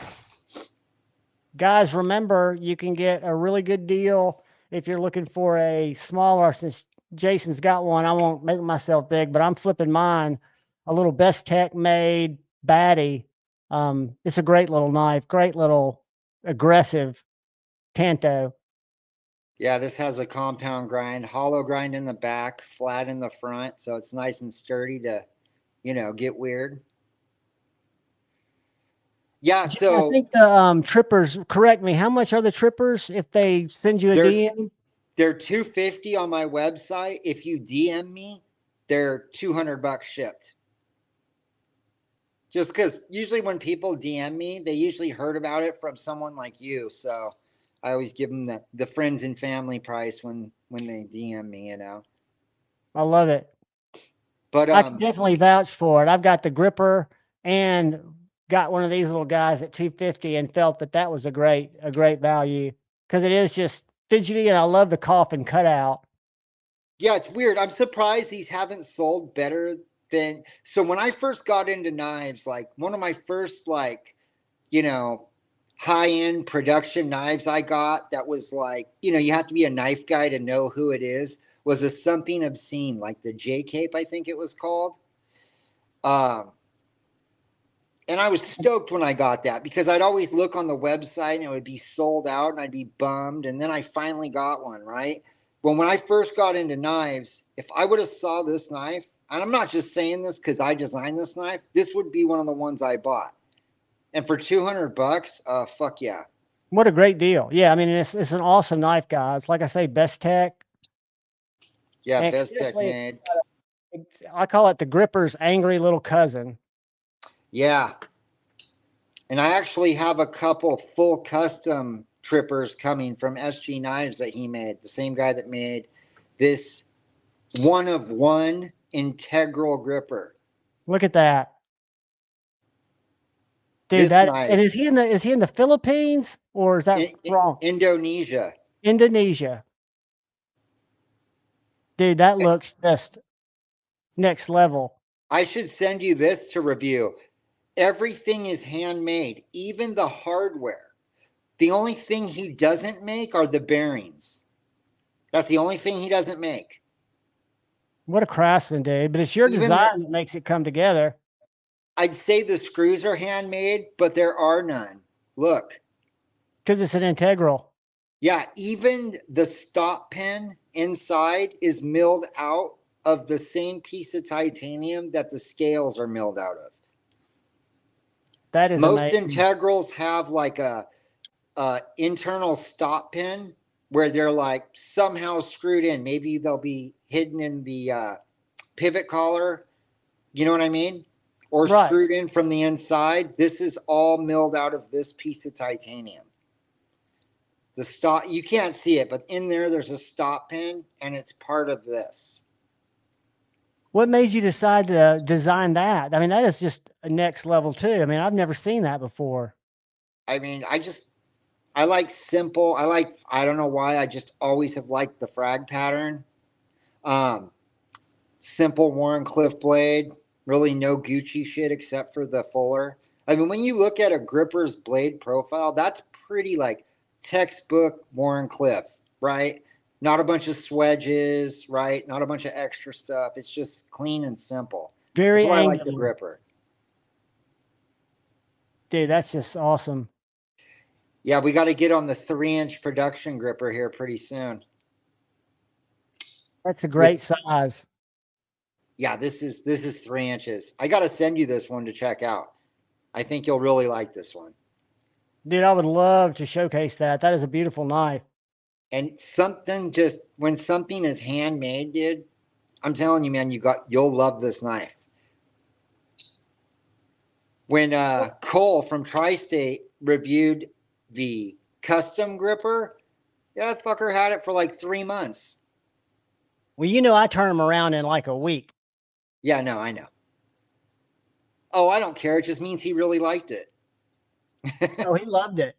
Yeah, he loved it. Tri-State's the one I think that first introduced me to the gripper because I used to, absorb a lot of content. I wasn't making content, but I'd watch Tri-State because he'd bumble through stuff kind of like I did. And then he stayed with me at Blade Show in 2022, and I realized he was a total goob, so I liked him more. Hell yeah. I've been pitching him Sunday mornings for some reason lately because my sleep patterns, dude, I have the weirdest sleep patterns. I'll fall asleep on a normal night. For some reason, watching TV for like 2 hours from 8 to 10, then I'm up all night long. I fell asleep. I just got up from a nap when I came on right now. Dude, I don't know if it's age or what. There's my man Forrest. How young are you? I'm 56, dude. I'm an old dude. Oh, you're old as shit. No, I'm just kidding. Man. Dude, I skateboard every day. Like Jay Adams used to say, you don't quit skating because you get old because you quit skating. That's right. And I will refuse to let age be anything but a number until I break a hip. Hell yeah. Good for you. Yeah, I still skate every once in a while too with my kid. Dude, if you ever need a longboard, you let me know. Nice. That used to be my hobby before, about 3 ADD episodes ago. I was doing, I've been skating since 76. So nice. I had a lot of longboard companies sponsor me because I was post a lot on this Silverfish longboard site that used to be a thing. And I had tons of what they called credibility. So I'd have Earthwing, they're not in business anymore. Gravity Skate is, but they send me boards. So I've got like 14 longboard setups. Oh, hell yeah. If you ever want to start land surfing again, you let me know. Yeah. Well, my wife's dad, he still surfs every day. So that is awesome. I'm gonna make you solo again so they can see your knives while you're here. Dude, those are just sweet. Do you keep the Instagram pretty well updated, don't you? Or do you I know you don't when it's finished. I do. This one I'm gonna sell too for cheap because again, I've had it Gicarda scales. This one's wicked as shit. I kind of used it as a testing knife, but I'll refinish it so it'll look brand new, resharpen it. But this one will go cheap too. And it has a little Gicarda is awesome looking. Oh, this Gicarda is sick, dude. I love this. I did a creature green lanyard hole to match the creature green and the Gicarda. This one's sick. It was all satin, and then I changed it. I could make it back to satin. It would be really easy to do, actually. You just take that. Is that the what would you call that? The Brigade Black, or is that just? This is just, I call it vintage black. Whenever I use gun blue, I call it vintage black because it always starts to wear out quickly. But like I said, this I can make it full satin. If you look on my Instagram, you'll see what this looks like, completely satin. It's super easy to do. Or I would just re-blue it. The reason Jim why Miller's it's marred asking for a price range on that one right there because he might DM you. This one I do for $80. Only because just the scales, if you look on the Gicarda website, just these scales for the material to make is $40 just for the scale material. So yeah.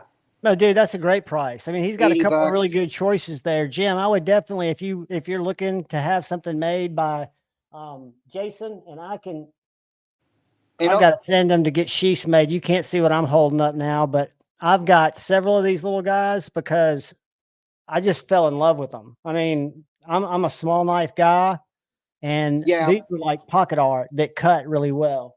When I refinish this, it'll look like how that does. You know, it'll be all fresh and clean. It also has wear marks because I made like 3 different Kydex sheaths for it, trying to get the perfect fit, you know?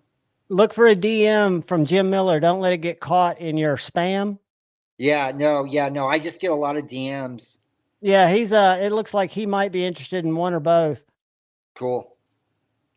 Yeah, this one's cool, dude. I really like this, man. Actually, I've used it a few times. It's got a wicked clip point. It reminds me a lot of the Wii I was showing before you came on.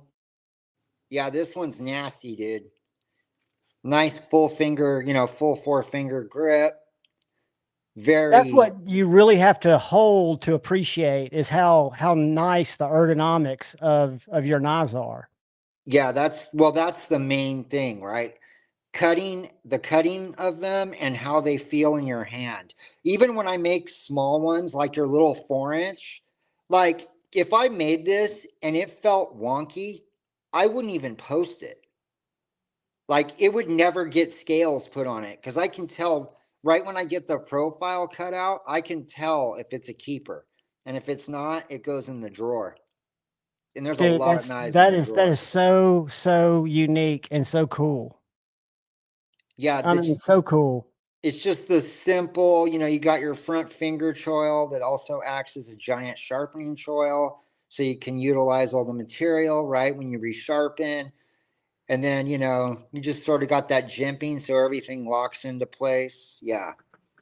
I can't wait, dude. I'm going to send this out by Monday. I'll make this weekend, I'll make the Kydex for this guy. And I'll get these guys sent out to you Monday. No rush, buddy. I'll be looking forward to whenever they come in. Oh, no, I am in a rush. I really am excited for you to get the one I'm holding right now. I'm telling you, man, this is like when people are like, I want an everyday just box destroyer. I'm going to suggest this grind from now on because this grind, and I'm talking strictly performance reasons, right? Like if you want something that's just going to slice shit up, this grind, and it's not just the full flat grind. It's how tall the blade stock is, right? Because if I do a full flat grind on a knife that's this tall, that geometry is wider, right? Sure. Because you have only this much area to make that transition up. So when you beefing up the width of a knife this way, that transition is even less harsh. So the less harsh, the more mellow, the more slicey, because you have less material on the sides of the knife grabbing onto cardboard, Whatever your material that you're cutting through. Correct. People, whatever. No, I'm just kidding, but you know what I mean. Absolutely. Whatever you need to cut. Jim Right. Miller says DM has been sent, buddy. Yeah, I think I saw it pop up on here. I'll get to you after this, brother. I'll message you back right away, just so I don't forget. Dude, but yeah. I love it when you can pop in, and I know it takes time away from your family, and I appreciate it more than you know. And I know the guys that are here love seeing what you're doing. Oh, I'm just next stoked level you have shit, me. dude. I'm glad you guys have me. I really do appreciate it. I don't have friends that like knives like us. So the only time I really get to talk about them and get to talk about the stuff I'm really passionate about is on these things with you guys, Well, dude, you have an open invite any Friday night. You can hang as long as you want to hang. We talk about knives some, but we talk about crazy shit too. You never know. Yeah. It's weird. I love weird. The weird is good. But guys, I'm going to drop this link in here so you can all follow Jason and check out what he's adding to the sea of coolness that we call knives. Yeah, and then if you guys are like haven't heard of me, or you're gonna go check out the Instagram, look at some of my knives. Like, don't just look at the last 4 or 5 posts. Look 5-6 months ago and look at some of the knives I've been doing then.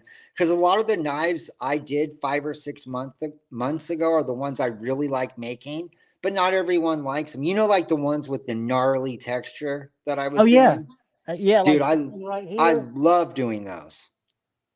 Well, this isn't it. It's this one right here.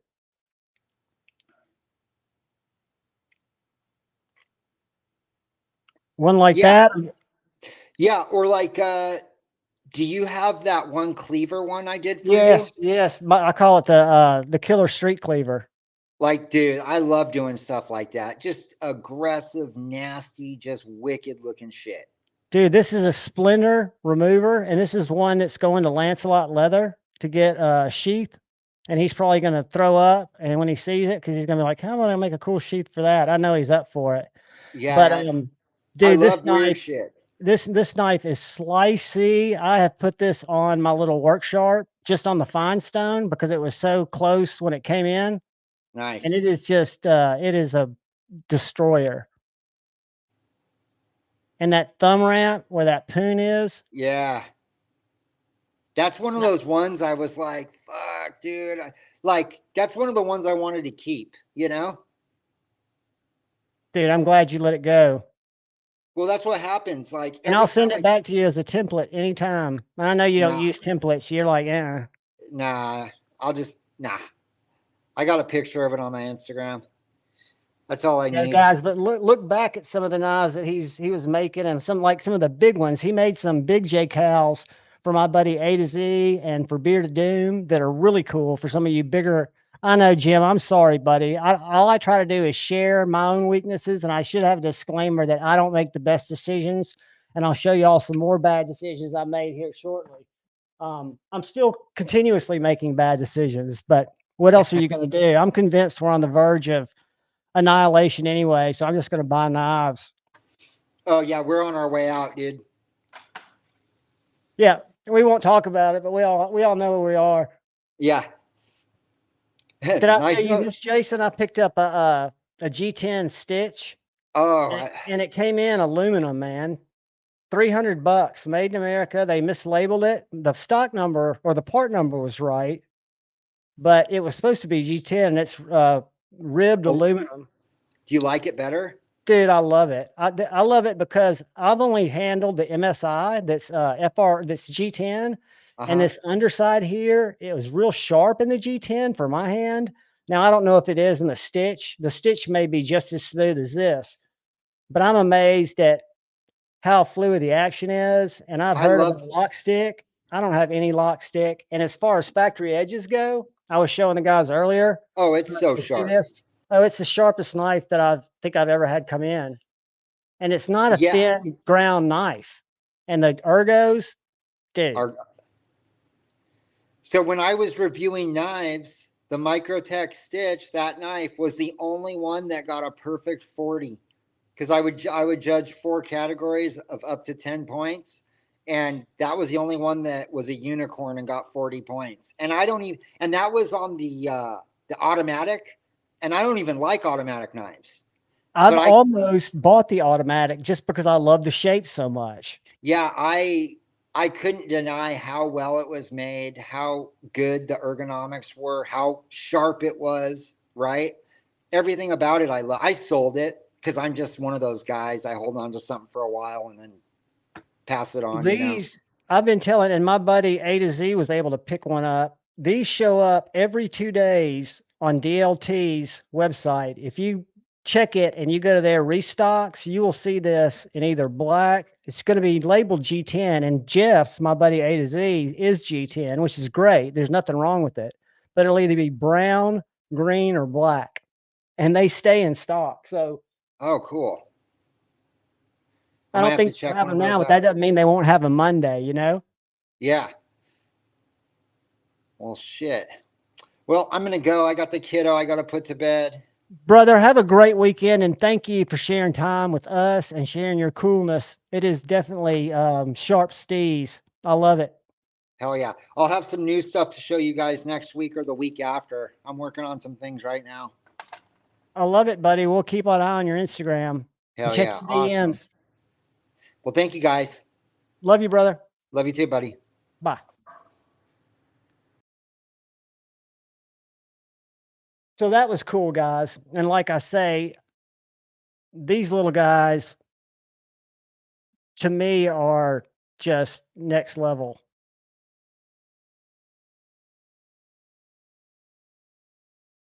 And my little coffin knife,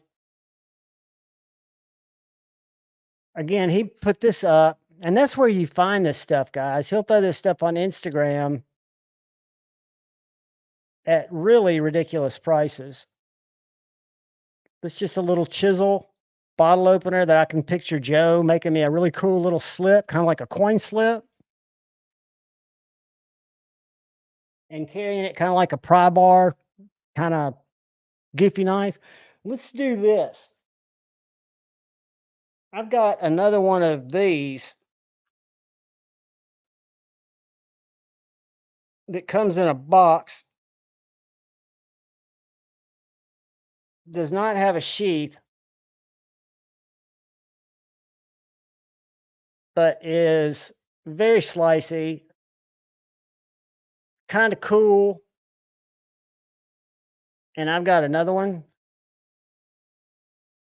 My buddy Ab Taylor, best man at my wedding, the guy that sent me my big Bowie knife, sent me a couple of these. I'm going to find out, get Joe to quote me and see if he's even capable of doing a bunch of sheaths, because my buddy gives these away to a lot of his customers as Christmas presents. So it is a big ass fixed blade. Don't know much about it. It's called Almazan Kitchen. This is not our subscriber giveaway, which will be the this guy. What's up, Urban Woodsman? But so what we're going to do is I'm going to pull up the random comment picker. Zach, I used Afterpay yesterday. I do like it. I like Sezzle more. But if you pay it off in 4 payments, you're not hit with interest. And I actually used it. I picked up something else, very bad financial decision, but it was within reach and it wasn't going to come around. I don't see them very often. It'll be in here Monday or Tuesday. I'll do an unboxing. Look for it. It'll be Grail because it's also a Grail.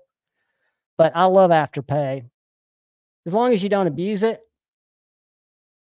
But so This guy, the only problem with this is I have to tape the bejesus out of it and stick a label on it.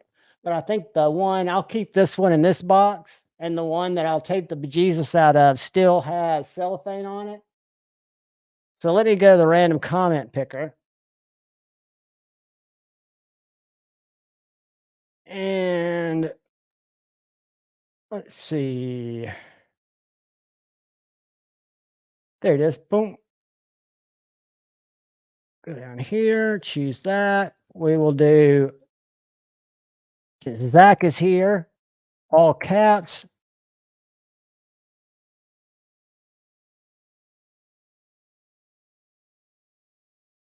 All right, guys.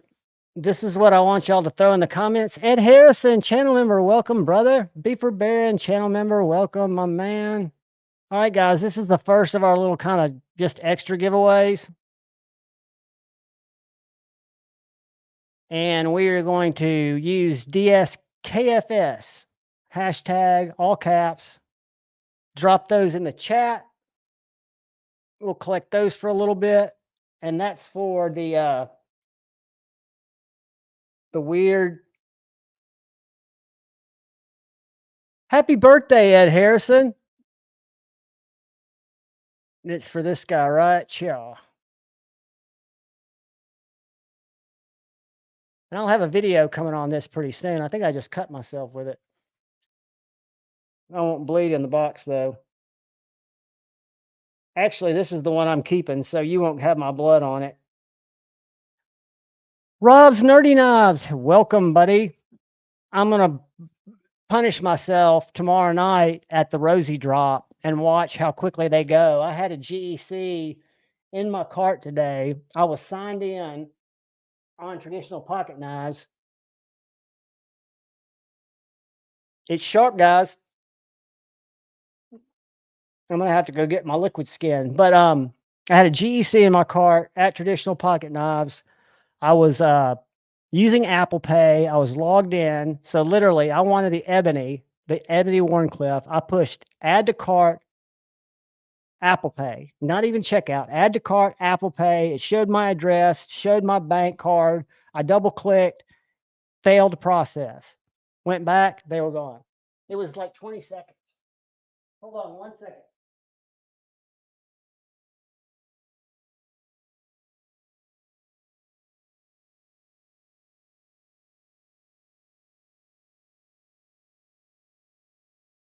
Let me stop the bleeding so I can show y'all something cool.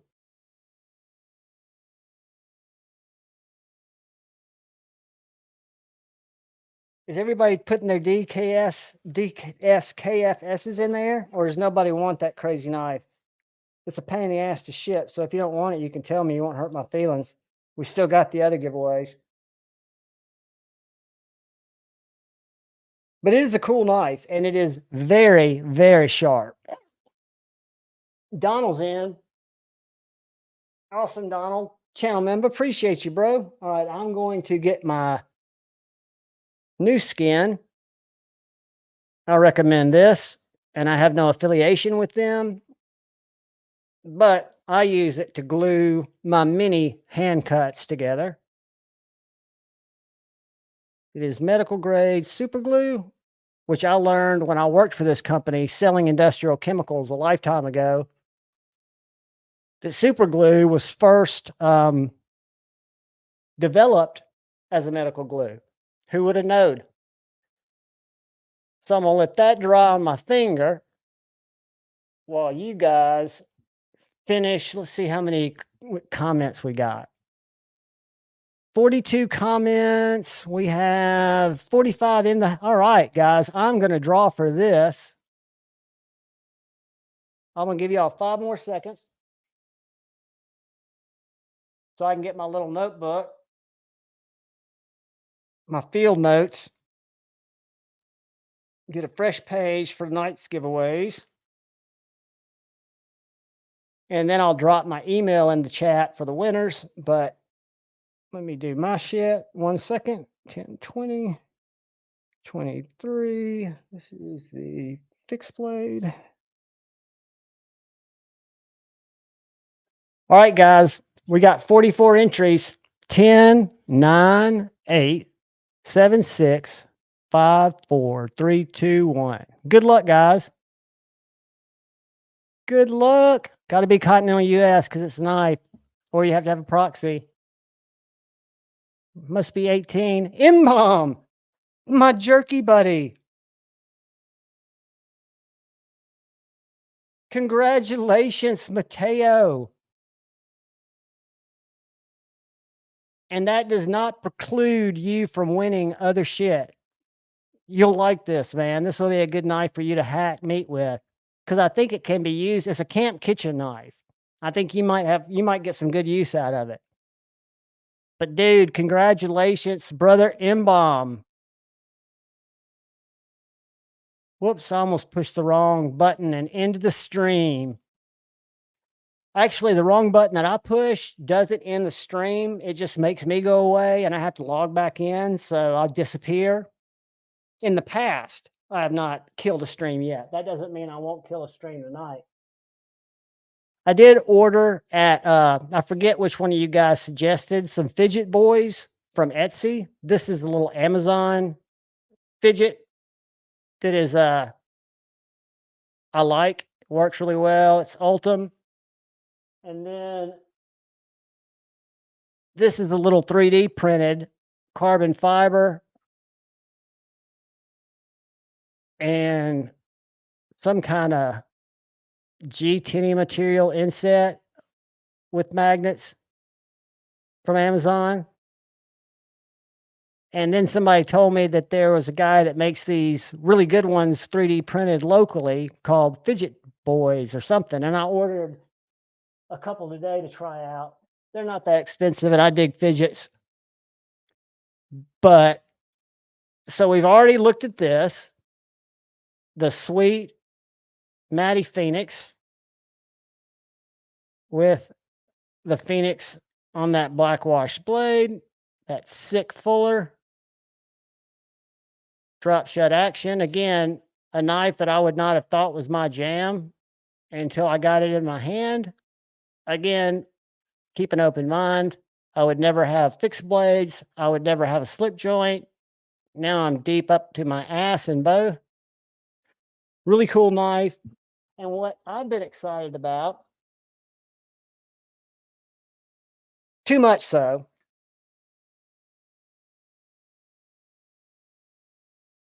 it's these little guys. And I'm thinking about buying a black one. I bought this first at Devo's website.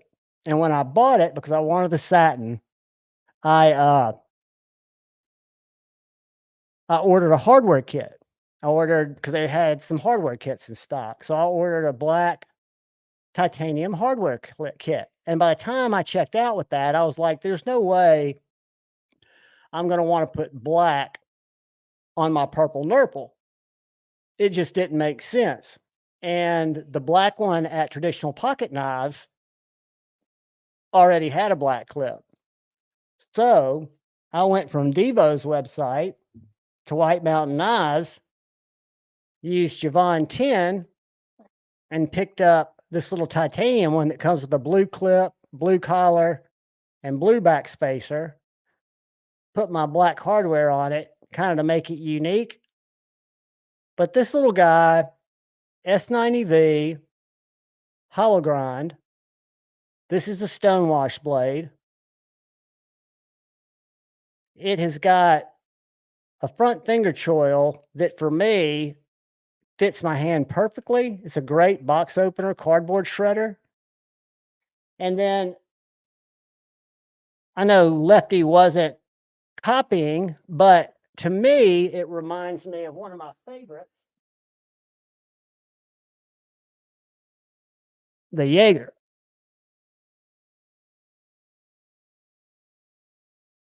So I thought it might be smaller. I thought, well, this might be too small a knife because I rarely carry fifth pocket knives. I'll carry a fixed blade and a slip joint. But guys, I have been blown away by these little nips. I don't know if y'all have had a chance to handle one, but I know the Jack Sparrow, which is the black, and it's a different carbon fiber. I'm probably not going to chase that one. I think they're in stock at Nashville.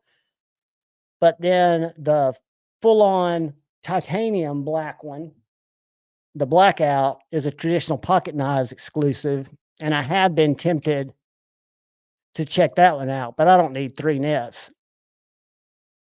Just a great little knife with a little minimalistic flipper tab. Lefty and Colin did a great job on this.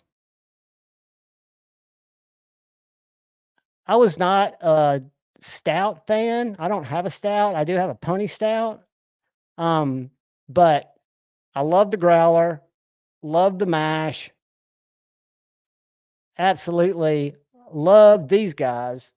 And these guys led to another bad decision that happened yesterday when I found out, let's go to the website, that these were in stock. A few of these were made available. Hold on.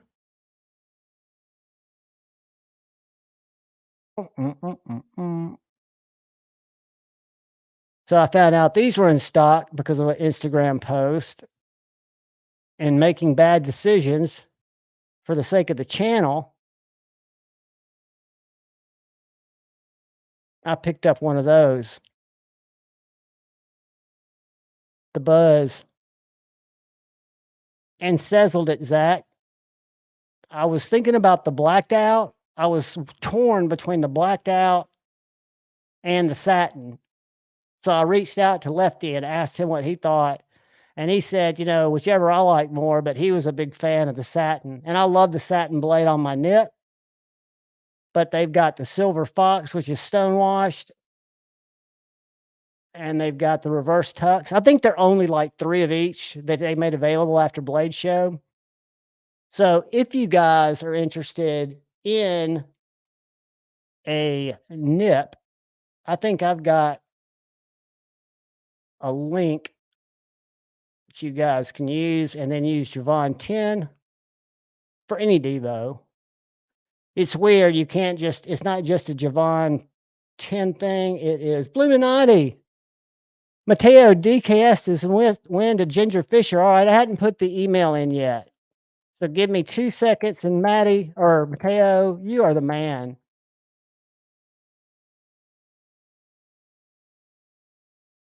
And then that's just in case you guys are interested. They don't have any nips there,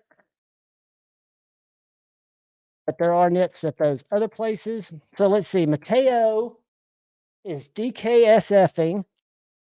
Messer HQ, good morning, buddy. We haven't done the main giveaways yet, so you're still good. So M-Bomb is going to be a champ like he always is. Ginger Fisher 75. So Ginger Fisher, I'm going to drop my Gmail in the chat, and I think I've got you, but send me an email anyway.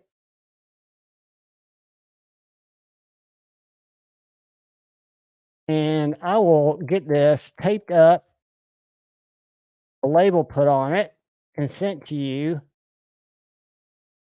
tomorrow. Nuts for Knives, dude, hang in there. Today's almost over, brother.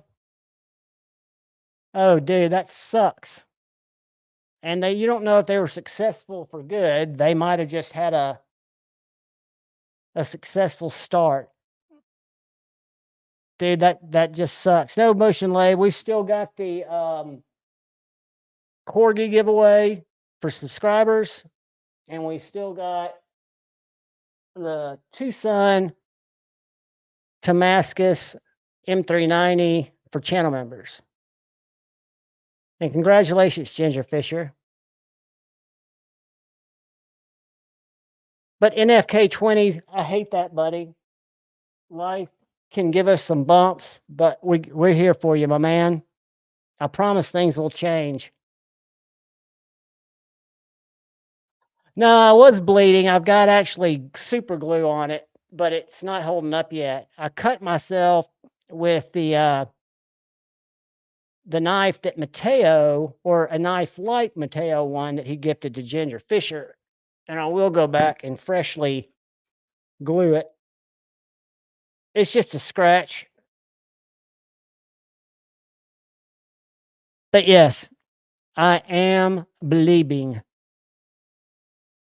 I did blade odor. I keep this right next to my KPL and my Gunny Glide and my my favorite, which is Nano Oil 10 and Nano Oil 85. I'm not oil I guess I'm oil agnostic. I use all kinds of different lubes. I guess I should clarify. I use knife lubes, several different kinds. Something else cool I got, I think I showed you guys. I found this little mini A100 on Nashville that I'd kind of been interested in. I'd seen them at Blade Show a couple of years ago. And when this one was on Nashville, it was a perfect opportunity for me to try one. Sun washers, great little hard use Emerson, one of the first Emerson designs, I believe. But Emerson sells different pocket clips. So this is a Jim Miller. Thank you, brother. You're going to love them. I've got those two little ones I bought, and my deal was, you got a great deal on those two. That's why y'all have to watch his site, because he does let these things go. But this is a branded Emerson clip. The only thing, they make like 3 different clips for this. You do feel that. I mean, it's not a hot spot per se, but I like the clip. Uh-oh, we've got a surprise guest, guys. I'm going to bring Needle Dick in. What's up, Needle Dick? Look at that beard. What? Damn, I've got beard envy, dude. I'm trying to catch up. I'm trying to make Stevie look bad. You got a regal looking beard, dude. That is banging. It's good to see you, Dark Gravity. How have you been, man? Just working all the time. Right now I'm trying to get a mouse to work, so I can go into how's the hobby / business going? You still enjoying it? Yeah. That's what I've been doing, is I've been listening to you talk about. Oh, hang on, let me turn the volume Still off. enjoying it? Yeah. That's what I've been. There we go. I was listening to you talk about shoving stuff up your ass while you was talking about all the knives you got shoved up your ass or something of that nature, and I was like, no, I've been bad, dude. I've had an absolute mental lapse of judgment. I don't know if you saw my mask earlier. I did. I've got one. Yeah, I saw. I've been watching the whole. I might have missed the first 5 or 10 minutes. Dude, it was just I've grabbed, and then today, because now that I'm not working, which kind of sounds crazy, I'm working, but I'm doing, I guess you'd call it consultative type stuff with a couple of different companies. I don't have a job, but I've got income. So, anyways, I'm surfing around today, and they had 3.5 McNeese in stock. So, fucking week, I grabbed one. Tried to grab a GEC. Pocket Metal, what's up? Not much, man. How's it going? I just What living up, the Pocket dream, Metal? saying hey to Needle Dick up there. I don't see the name. Who is Needle Dick? Dark Gravity. It doesn't. How do I get the names to show again? Hold Dude, on. without the glasses and now, like, he didn't have a beard before. I don't know. His beard is getting awesome. That's what I told him. You usually see him with a hat and a short beard. I thought it looked like your front, like the front of your house, but I was like, without the glasses, the hat, and now a beard, it's like a completely different person. He's looking good, man. He's on the next level. I'm notorious for changing the way I look. That way the feds can't figure out who I really am. That's a good thing, I suppose. And I'm not going to get off on this subject, but I am going to call you tomorrow if you're available, because I might meet you at St. Nick's, or possibly get you to come over here to the range that I belong to, because it's time for me to get something long. I'll be in Madison tomorrow morning at sometime. Me and my son. Well, we might meet out on County Line Road if you're going to be around there, because I might go pick up a pew.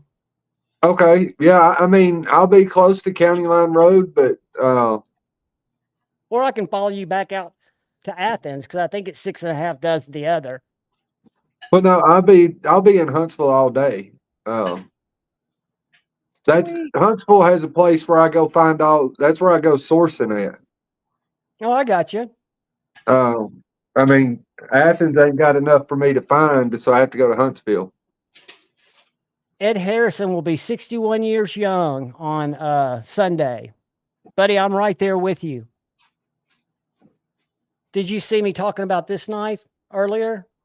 Yeah. This is the most surprising. I learned about this from Jared Neves, but this is a Wii, and it's probably the best Wii I've ever held. It's thin, 20 CV, very plain. Got a great little minimalistic flipper here. And it really does outpunch this weight. It's called the Nefarious. See, I've been listening. I just hadn't been watching as much, so I didn't get to see it earlier. I've been just you and Jason in the background and you talking about the knives before Jason come on. That's my latest, J. Cal, and he showed the two that I most recently acquired. That's a little 3.5-inch. That's the one you keister? Yeah, keister I've got a little neck sheath for it, but it could definitely be keistered. But yeah, I was pocket metal. I don't know if you were listening, but I was telling them about my 22nd. I was logged in. I watched it this morning. Or I reached out, and he and I communicate and chat back and forth on Instagram. And I said, dude, I just participated in my first Great Eastern Cutlery drop. And wow, because the ebony literally, I was waiting for the clock to tick down, refreshing. So I was right when it went live. I clicked on it, and I didn't go to checkout. I went straight from click to Apple Pay, which brought up my Apple Pay, verifying my shipping address. I double-clicked my phone to make my transaction happen, and it goes, transaction failed. I refreshed, and they were all gone. 20 seconds, dude, with the black ebony. I didn't look at the ebony one. I was looking at the bone. I wasn't planning on getting it. I'm just going to get the what the hell is it called? Ironwood. I really like the look of the ironwood. I thought about the bone one a little bit here and there, and it just, I don't know. If something, like I said before, if it doesn't, like, if when I see it, it's not like, ooh, I really want to have that, then I'm not going to buy it just to buy it kind of thing. Right. So, I really wanted the Warncliffe. I've kind of been wanting a Warncliffe style from. Oh yeah, I do too. But I'm going to get the wood. It kind of is similar to the other one that dropped. I think it was earlier this year. I don't know if it was late last year, or whatever. The is same that frame. Or is that a Hawkbill? It's they call it the Harvester. This is 23. So this was this year. And so I'm just going to grab that one. I haven't seen what the jig bone one looks like. But yeah, I went to the bone one. I watched it come up. I clicked it. It said when I clicked on it, it said there was 10 items left. I went to my cart just to see what would happen. I went back out of it, and it said refreshed it. It said there was 4 items left. So it wasn't going I could have gotten it. Super fast. I could have gotten that one. If I'd have chosen that one, I could have gotten it. I'm telling you, the ebony, I promise you, if I was 5 seconds. It was still under a minute total for everything to like go away. But see, then what the problem is then you have like if you're not using Apple Pay and you try to go some other route, like Sezzle, you'll get screwed or something like that. Because you never can do a GEC on a payment plan thing. No, you do a GEC take it no way out now. Yeah, it's not going to work. So no, I was amazed, and I knew it was. I didn't know how many they had, but I knew it would be a small number, right? The Vipers is one of the patterns that's a very sought after pattern. They don't do it a lot, so when they do, it's going to be a quick that and the any kind of Barlow for the most part, they go fast as shit. So yeah, I knew that it was one of those things where we thought about, like, we talked about it, and I was like, we could, because we don't know what the jig bone one's going to be like. I was like, I could get the bone one and then possibly trade it or something later on down the road to somebody for a different one that I like more. But, you can't buy them all. The prices are all over the place on those Messer HQ. Traditional pocket knives is a little bit high compared to some of the other places, but there's like a countdown at least, so that helps. Knowing when the drop is and everything else. Other places, you just get a random ass email a lot of times, and they're like, they're live now, and then you gotta hope you can click through quick enough. So that's funny, Kyle Coonley.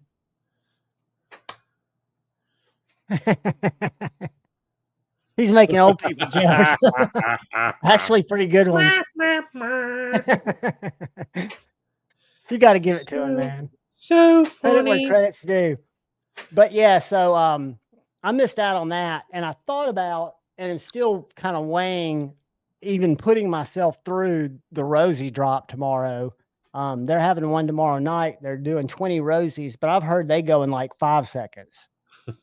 And I mean, even though I wasn't emotionally invested in it, so I wasn't disappointed that I didn't get it, I was still I went through the heart palpitations and all that shit that you do. And to me, I don't think that's healthy.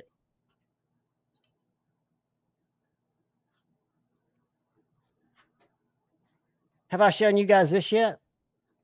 I saw it. Yes. I mean, not today, but I saw it previously. This is a S30V little mini mid-guard messer, if you can call it a mini. I liked it so much I ordered the drop point. They're actually really not expensive for what they are. The sheaths kind of suck, but they work. Yeah, I don't know. But yeah, Cheeto scored a nice one. He got the I don't know what year, I can't remember what year that was, but he got the one that Chamiette wanted. He sent me a picture of it today of the one with the Burlap Micarta Viper. And it would have been cool. It was an older release? Yeah. He got it from another person. I don't know if he did it through the Barlow club that I told you about that you should join or not. I don't know if Joe's in there either, but he should definitely join it because you can definitely. I think Cheeto's gotten a few things through that from people. Some people do. They just grab, whatever they can. And then if they decide they don't want it, then they'll sell it to you for like what they got it from a lot of times. Or use it for trade fodder. Yeah, exactly. For the GEC they want. Yeah. Yeah, he said he did it in the club. So yeah, so that's, I mean, it's like, it's such a stupid, the guy charges like a $5 like fee for the club. But in all honesty, that's like, who cares? Because if you're buying secondhand, on the secondary market, it's the best way to do it. Really? And what's it called? Cheeto. I always forget the exact name. You know what? I'll just pull up the thing and find out real quick. Where the piss is my button for it? Did I close it? I had. Is it a Discord or is it a? It is. Well, it's not. It's that's where you'll probably be doing stuff. But yeah, it's. So once you pay the $5, you get the access to the Discord. That makes sense. Yeah. So the way he likes it to run, so it's not every, random Joe, I guess you would say, or whatever, is he has it to where you take a picture of a bar because it's a Barlow club, so to speak, but it's all there's all kinds of GEC and other slip joint, other knife talk, and other shit going in there. I don't really go in there that often, ever just once in a blue moon. It is the Barlow Bearcat Club. Bearcat is like a BEAR. Yes. There's also an Instagram page for it. I've tagged images with it or whatever on there. I can send you the thing, and that's an easy way. So you just go in there. But there's a section in there where stuff for trade and everything else, and you can tell people what you're looking for and maybe they want to trade something, and maybe, you know, whatever, or you can just buy it from them. And, you know, it seems like, you know, everyone's giving people a decent deal. Plus they had a club knife that was GEC that they did that was just for the club. And you know, I joined after that, or else I would have grabbed one. But it was the little Barlow that had the bottle opener like built into the blade. It was a cute little knife. I think Cheeto grabbed one of those too from one of the dudes because he came in after as well, and someone had bought an extra one and gave it to him for a good price. So it's a good place for that kind of shit. Very cool. Yeah. Yeah, I'll check it out. I've got the Instagram followed right now, and I've got it saved on my my browser. He has a YouTube. He does his things called Knife Thoughts, and he's one of the people. Him and Joe and Patty were the ones that I was like watching a lot of their stuff about GECs before, you know, I started grabbing them. But he's been doing it for a while. He lives in Pennsylvania and goes to all the meetups and shit like that, and has a huge collection of them. So lots of good information out there that you can see about that kind of stuff on his channel. And Jim, reach out to me if you're looking for a Mordax. I'm going to be, and I was going to talk to Dark Gravity about this. I'm going to be in Nashville next month for the Nashville Custom Knife Show. And I can probably grab you one from Dave. That's where I got mine last year. I've actually got to send mine in because it's got a little bit of detent lash. Not much, but I talked to them. They're like, no, send that in. We'll fix it. But are you going to be able to go by chance, Dark Gravity? This year's going to be a little different because Jeff's got a gig on Saturday. So we're going to have to go Friday. I don't know if I'll be able to go Friday because I don't have enough time to put in notice to be off work because we got more work than What what date we is can it? do. I forget what date it is. Let me pull it up.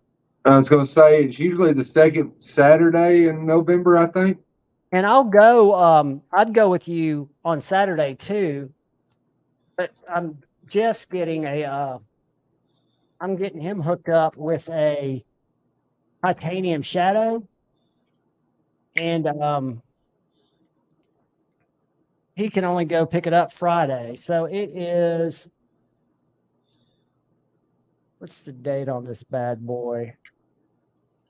November 17th would be the Friday, and 18th is the second day. Did I tell you how I got screwed out of that giveaway last year?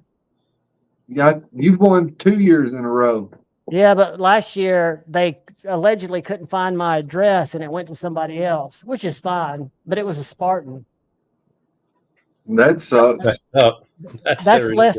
That's less than 2 hours away from us here in North Alabama. So it's a pretty accessible show. And when you look at the exhibitor list, you get, and I went the first year and second year with Dark Gravity, but you meet some of the coolest knife makers that just happen to be in like a hotel conference room. It's not like a big exhibit hall. It's at the Sheridan, I think, in one of their conference rooms, maybe two of their conference rooms.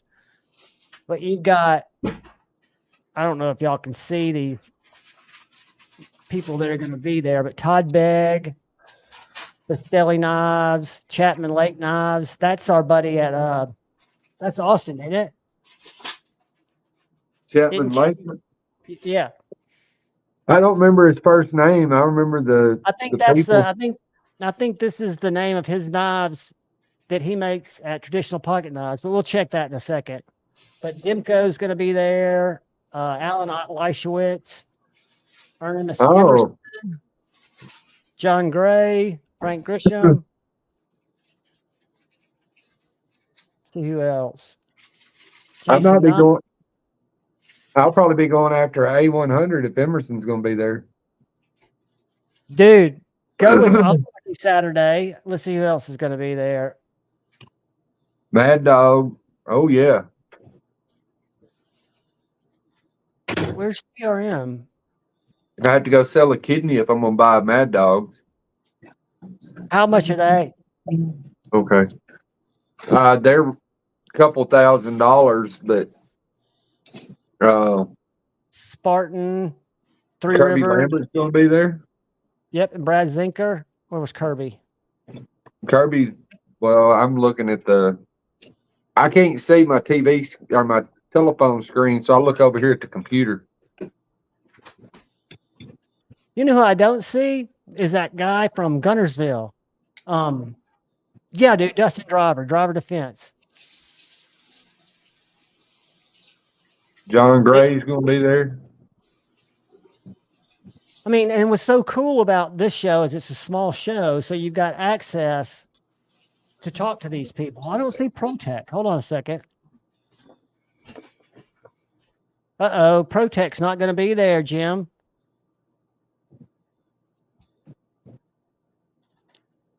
That kind of sucks. That's unusual. That is unusual. Because Dave's he's at every knife show. Yeah, he is. That's odd. Or maybe he's just not on the list yet. I'll tell you who else sitting there that was there last year is, what's that new knife brand that Swags is in? I know what you're Rosecraft talking about. Blades. Rosecraft. Yeah, Rosecraft. Well, she usually come to there with with Artisan. You're right. You're right. Who she usually comes with to that show. Now it doesn't make sense though that Rosecraft. Well, no, you're right. She does come with Artisan. Is it a custom knife show though? Yeah, but they're also like there's there's manufacturers there. And like Knife Joy, Arizona Custom Knives. But I think Chapman Lake are what these knives are called. That's the one I was trying to get. I don't know how well Rosecraft would go there at that show. I mean, because yeah, you're right. You're right. You do have some brands that offer lower, more budget friendly knives, but that's not their whole thing, and Rosecraft is all budget, $25, $50 knives. They might have one or two stragglers that's above that, but their knives aren't exactly pricey. These are those guys that made the surgical equipment that we met.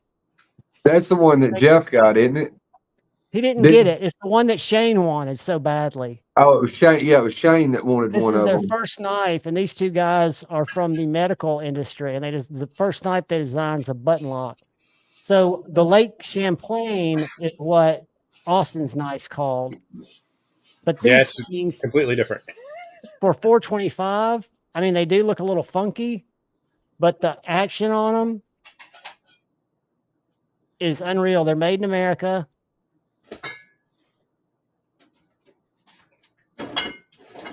Wasn't my jam.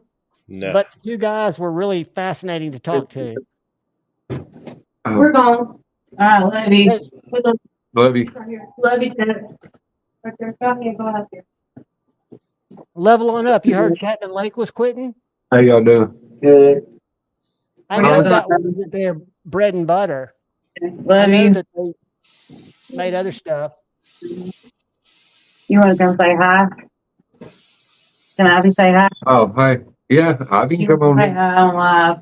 Ivy wants to come. My daughter wants to come on here. Tell her to say hi. We won't bite.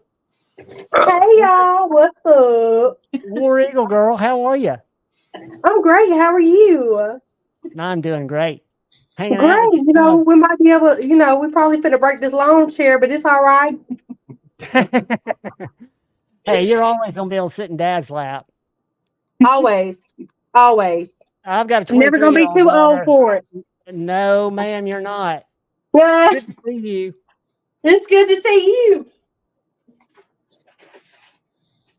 Leveling up, that could be right, because like I said, those guys made very high-end surgical instruments, and I'm sure the margins are a lot better on surgical instruments than on knives, but they did have a passion for the knives, because we asked them, why'd you design a button lock? That's allegedly the hardest to work with, and they were like, we didn't know any different. That's what we wanted to design, so the blade just looked too thin for the handle. Yeah, it's got The a proportions looked weird as crap. It's got a weird, and in person, you notice that weirdness to the look, but when you hold it, it makes sense because again, when I say medical tools, medical cutting tools that doctors hold, so it does look really funky, but it melts into your hand. But the blade to handle ratio does look wonky. The action is just sick. And they're done really well. They make all the parts, and they're just a small scale manufacturer, right? Yeah. See, it makes me think of a mix. It makes me think of a mix between the Microtech, I can't think of what it's called, the SOCOM Elite, and Rockstead. Good point. That's what it makes me think of as a mix between those two. There's a SOCOM Elite at DLT, and something about that knife just doesn't do it for me. Pocket Metal, did you see what I was wearing when I started tonight? And this isn't anything. I wasn't. I was working up until just a minute ago. I like the mini SOCOM Elite. Hang on a second. I'll be back in a second. Do you got that thing hooked up to where you can put some of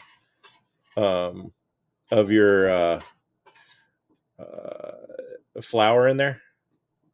No, it wouldn't work. And what you notice is you start talking and you can't hear me, and then my eyes fog up.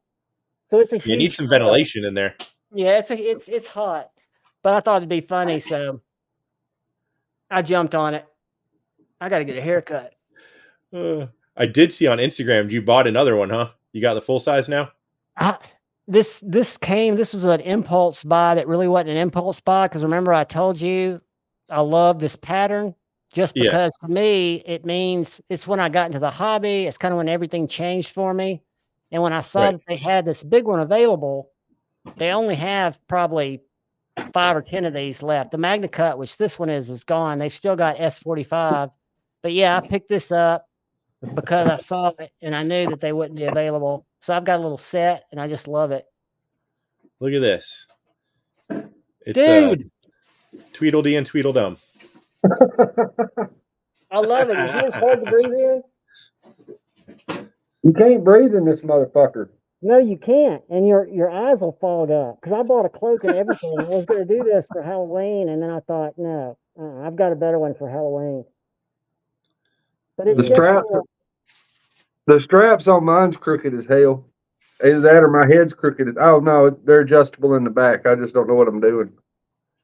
It was cheap on Amazon. I was surprised when it came in that it was what it was, but there's no telling what I've been breathing in. When the COVID first hit, I had seen pictures. There was like pictures or video of someone in a full getup, like walking through the empty streets in like cities and stuff with that. It was hilarious. That's some viral video. That's a brilliant idea, if you ask me. Yeah, it was pretty good. Let me see if I can show you guys this video of these knives I've got coming back in from Satu. Let me see if if I can share this with you guys. Bear with me. I wish I could send you a video of me in the priest robe, John. Was that a Halloween? Can you send me one? No, where I get the, my clothes at the rag house. I guess I don't know if a priest died or what, or got defrocked, but there were 3 priest robes there, and I got all 3 of them, and I mean they're legit, embroidered, made in the USA. I looked the company up online, and the base version of those robes are like $400 or $500 a piece, and then you add all the embroidery and the gold and all that kind of crap they put on them. And I mean, it's not real gold; it's gold thread, but you add all that onto them, and one robe is like over $1,000. Dang, dude! And the only thing I can figure is some priest in Huntsville passed away. But and they were still in office. No, they just turned them in, and they ended up at the rag house. I bought them at basically about $1 a pound. And I mean, they're heavy, so I probably paid about $10 a piece for them. But I just thought they were cool. And have you listed them? no, I ain't got nowhere to take a picture. The damn things are so big. I got to figure out a way to set it up outside where I take pictures of them to sell them. You should But decorate Halloween with them. Y'all check out these well, are the 3 one guys. of them makes me think of the way it's done. It's like, and I mean, whoever it was literally my exact size because all 3 of them fit perfect. Maybe it's a calling that's your next calling. It's a sign. Oh no. No, I promise God don't want me. And the devil's fucking scared of me. But all 3 of them fit perfect, but one of them made me and my son think of Assassin's Creed. So I'm keeping that one regardless. I may be damn 60 years old, but I'll be running around cosplaying some Assassin's Creed shit. How old's your son? My son, he's 12. He'll be 13 in December. My youngest. You could have the world's most messed up costume, and he could, be an altar boy. Oh yeah, that would be so inappropriate. That's why I love pocket metal. All right, so I'm these gonna have to look. Maybe a little blood running out of the back of his trousers. I'm gonna have to look up and see what an altar boy wears and see if I can buy one like on eBay or something. The answer is nothing when you're around. Well, that's a good point, but I mean, Dude, if we're going out in public, I'm just joking. Go to Amazon. I got a cloak that looks like just this badass. So these are knives I sent to Satu. He's doing regrinds. He's practicing.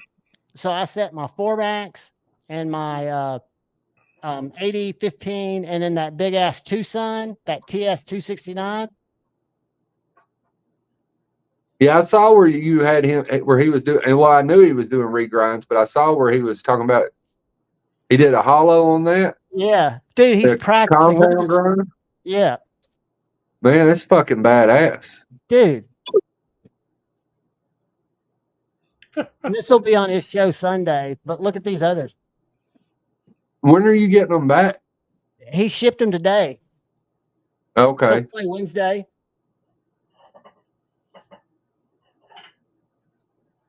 And he says he's just practicing. He don't want to, because I said, dude, let me send you some money.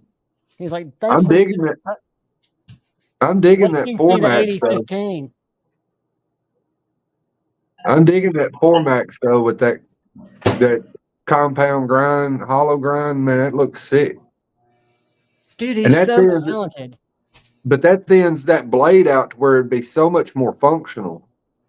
And then you still got that beast of a tip on it where you could stab it through car doors for fun. But you actually have a more serviceable blade instead of a sharpened pry bar. I'm interested. Did he re-acid etched or dark stonewash that Two Sun? Yes. That's crazy. Dude, you should see the scales he makes. If you're not following him, he's a genius on working with shit like that, just with his hands. That's one of my must-see every Sunday. He does a little recap of what he's made, whether it's scales for hinders or whatever. Yeah. He machines all this stuff. Yeah, I saw where he was making, scales for people's Satus and stuff like that. And the guy's definitely got a knack for that kind of shit. I just don't know why he hasn't done that as like a part-time. I asked him about that because he's at the place where he could make pocket knives. Yeah. But he doesn't want to do it for money. He's just thankful to practice.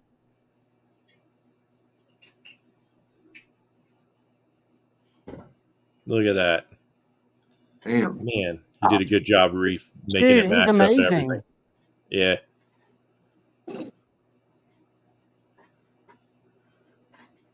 That's so awesome. Dude, just to be able to do that. But yeah, I was just jazzed. And I wasn't expecting. I knew that anything he did was going to be awesome. Yeah. And, just totally jazzed. And I said, dude, you let me know if you want to practice on some more. I've got plenty that I'd send you. What the fuck is that? Somebody's beeping. Was that Pocket Mouth? Yeah, thawing something in the microwave. There you go. How's Shimmy at? Who what? How's Shimmy at? Are y'all watching anything scary tonight? Oh, I'm sure. We just finished up another series. I can't remember the guy's name that does them. But he did a few different like series on Netflix that were like horror, drama, whatever, that were pretty good. But we finished that last night, and then I can't remember what we started watching the Leprechaun series because those are freaking hilarious. Those are awesome. Those. So we're gonna watch those and then redo the Reanimator ones this weekend as well. But yeah, those are some great movies. Reanimators are hilarious. I thought Leprechaun in the Hood was hilarious. That's like number 5. So yeah, I don't. Who knows how far we'll get tonight? But we started. It was pretty late last night when we started doing that shit because I was working till like 2:00 in the morning or some shit. Now I'm gonna be running around in the back of my fucking head saying, "I want me gold." Dude, when I was a teenager, I freaking loved that. You get high as fuck and watch it, and run around asking people telling people you want your gold. Yeah, it's Whoever wins this, I urge you to take it apart. It is a cool knife the way they did the button lock because it's not a traditional button lock; it's internal. This is the Corgi from Vosteed. Yeah. And this is going to be just a subscriber giveaway that I'm going to do hashtag in the chat. And we'll go ahead and do this one since they've got to be here. And then the member giveaway, which is this one. We're talking about getting high watching Leprechauns, John. Quit giving stuff away. Well, I'm not. I'm just staging it so I don't run into Maddie. But this is a badass knife. M390. That is a badass knife. It's got a little Damascus on it. I don't carry it much, so I figured I'd give it to a channel member. It's got a great choil. Super slicey. It's a Can you flick it with that groover? No, I can thumb flick it if it's just because it hadn't broken in enough. I've seen people flip it. The detent is just strong. Gotcha. Is it on washers or is that on bearings? Bearings. Internal liner lock. Could always do some skiffs on it. I've not skiffed this one, and I've been skiffing a lot of knives lately. And you know what I can't get skiffs to go into right? My nimbles. I have skiffed my relative. That's kind of funny considering who does that's coming from. Yeah, I skiffed my thick boy. I mean my relative and my thick boy, and then this knife. I get the bearings that when I take these out and put them through my little template thing. Yeah. They're 1/16, but they kind of rub when you push them through. So what I noticed is should reach out to D2 about it. He might have done it because he does that same damn shit. When I put them in the knife and made the scales, the action was fine. It was centered. You would think it was fine, but when I looked at it, you could see that it kind of V'd down a little bit because the bearing stuck out a little bit. I'll tell you what they've been fantastic in is my hinderers. So I've replaced all my hinderers except for my clips with bearings from Skiff, and they do a great job. And then I also got a set. I ordered these Skiff thick washers that are hinderer sized because I had my Jurassic on the hinderer washers. But these right here. Do you have it on the phosphor bronze or do you have it on the Teflon? I had them on the phosphorus bronze. I haven't tried Teflon yet, but I am going to try these to see how these are. Because they're the same thickness as the hinderers. Man, but I haven't tried the Teflon yet, and I hear they're the smoothest. That talking about the Teflon, you showing the roster for this year and Ernest Emerson being there, that's got me. Because I'm wanting a mini A100. I found this at Nashville, and I bought this Emerson deep carry clip. I've been trying to stay off of there. What's the handle length on that one? It's small. Let me tell you. Is it? It is like 4, or is it smaller than that? It's right at 4, and the okay, that's perfect. And the blade is right at 3. What's great about it is it's such a neutral handle. Yeah, you can come up real far on it. Yeah, you can hold it in a lot of places. Yeah. It's got a weird V chisel. So it's you got gorilla hands though, don't you? Pocket metal. I wouldn't say that at all. It's just I wear like an XL glove, so it's just normal. I know you like the traditional knives, which are typically in that size range. But I thought you had bigger hands, and I was going to say because the regular size A100 is only, I think, a 3.5 inch blade with a slightly bigger handle. Oh, it's not a huge difference. It's not between the two. Yeah, to see, like I got an Emerson Commander, and I thought it was going to be more normal size, but it's a freaking beast. It's huge. And that's why I don't carry it. It's because it's like a big brick stuck in your pocket, and I normally don't mind that. On a regular size bug out, like I wouldn't want anything smaller than that. Yeah, because that my hand pretty much swallows that thing up. And I think that it's right around 4 inch. I don't know. I don't have my little tape measure here to see how big it is, but I'm guessing it's right around 4 inches. I was pleasantly surprised with the size. Yeah, a little over 4. Phoenix. 4 and a quarter. This is a full size knife. Yeah, Maddie's got big hands, so it would only make sense. Yeah. Now I know Maddie does have freaking meat hooks. Yeah, him and Stevie both have giant mitts. So what's up, Brian F? You're just here, chance for the subscriber giveaway. We're gonna do that one first. But Joe, I mean, Maddie's the size of a. He's a small giant. A small Gigantopithecus. He's the walking definition of a gentle giant. And I would hate to see him pissed off. Well, I mean, if he grows his facial hair out a little bit more, like what me and Metal's got, he could walk through the woods and we could make all kind of fucking money off of him. And Bobo would be out in the woods. Bobo be chasing him. Did anybody happen to catch Lefty last night? He had that guy, Alex, the new designer for Kizer. Not a new designer for Kizer. He's somebody like Maddie who designed a knife, and Kizer took him up on it. It's a unique looking knife. It's called the Mercury. Did y'all watch that last night? I didn't. Let me see if I can find a picture of just the knife, because it's been on a couple of channels. But I'm kind of interested in it because it's so different. Well, no, I've been I've been very restrained. I've just unfortunately bumped into things that I was really interested in, but it's this guy right here. I don't know if I call a plague doctor restrained, but okay. No, that was a calculated purchase because I knew I could flip it if I needed to. So can y'all see that? Yeah. Oh, I like that. It makes me think of a roadie. It was inspired by a bird's wing. It was inspired by a bird's wing. They call it a cleaver at Kizer. Yeah, it looks like it is a very simple knife. Yeah, I don't know, but look at that hollow grind.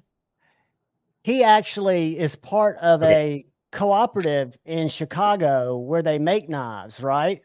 So he actually made a prototype before Kizer produced this. But it's S35VN, titanium, and it's going to be about $148.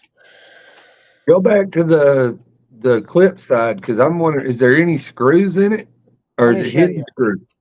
I think they're hidden. I'm going to eat dinner now, so you guys have fun. Dude, love you. Thanks for stopping by. Enjoy your dinner. Hopefully we see y'all Mondays for our little Halloween. Little trick-or-treat parties. Yeah, exactly. All right, kids. Bye-bye now.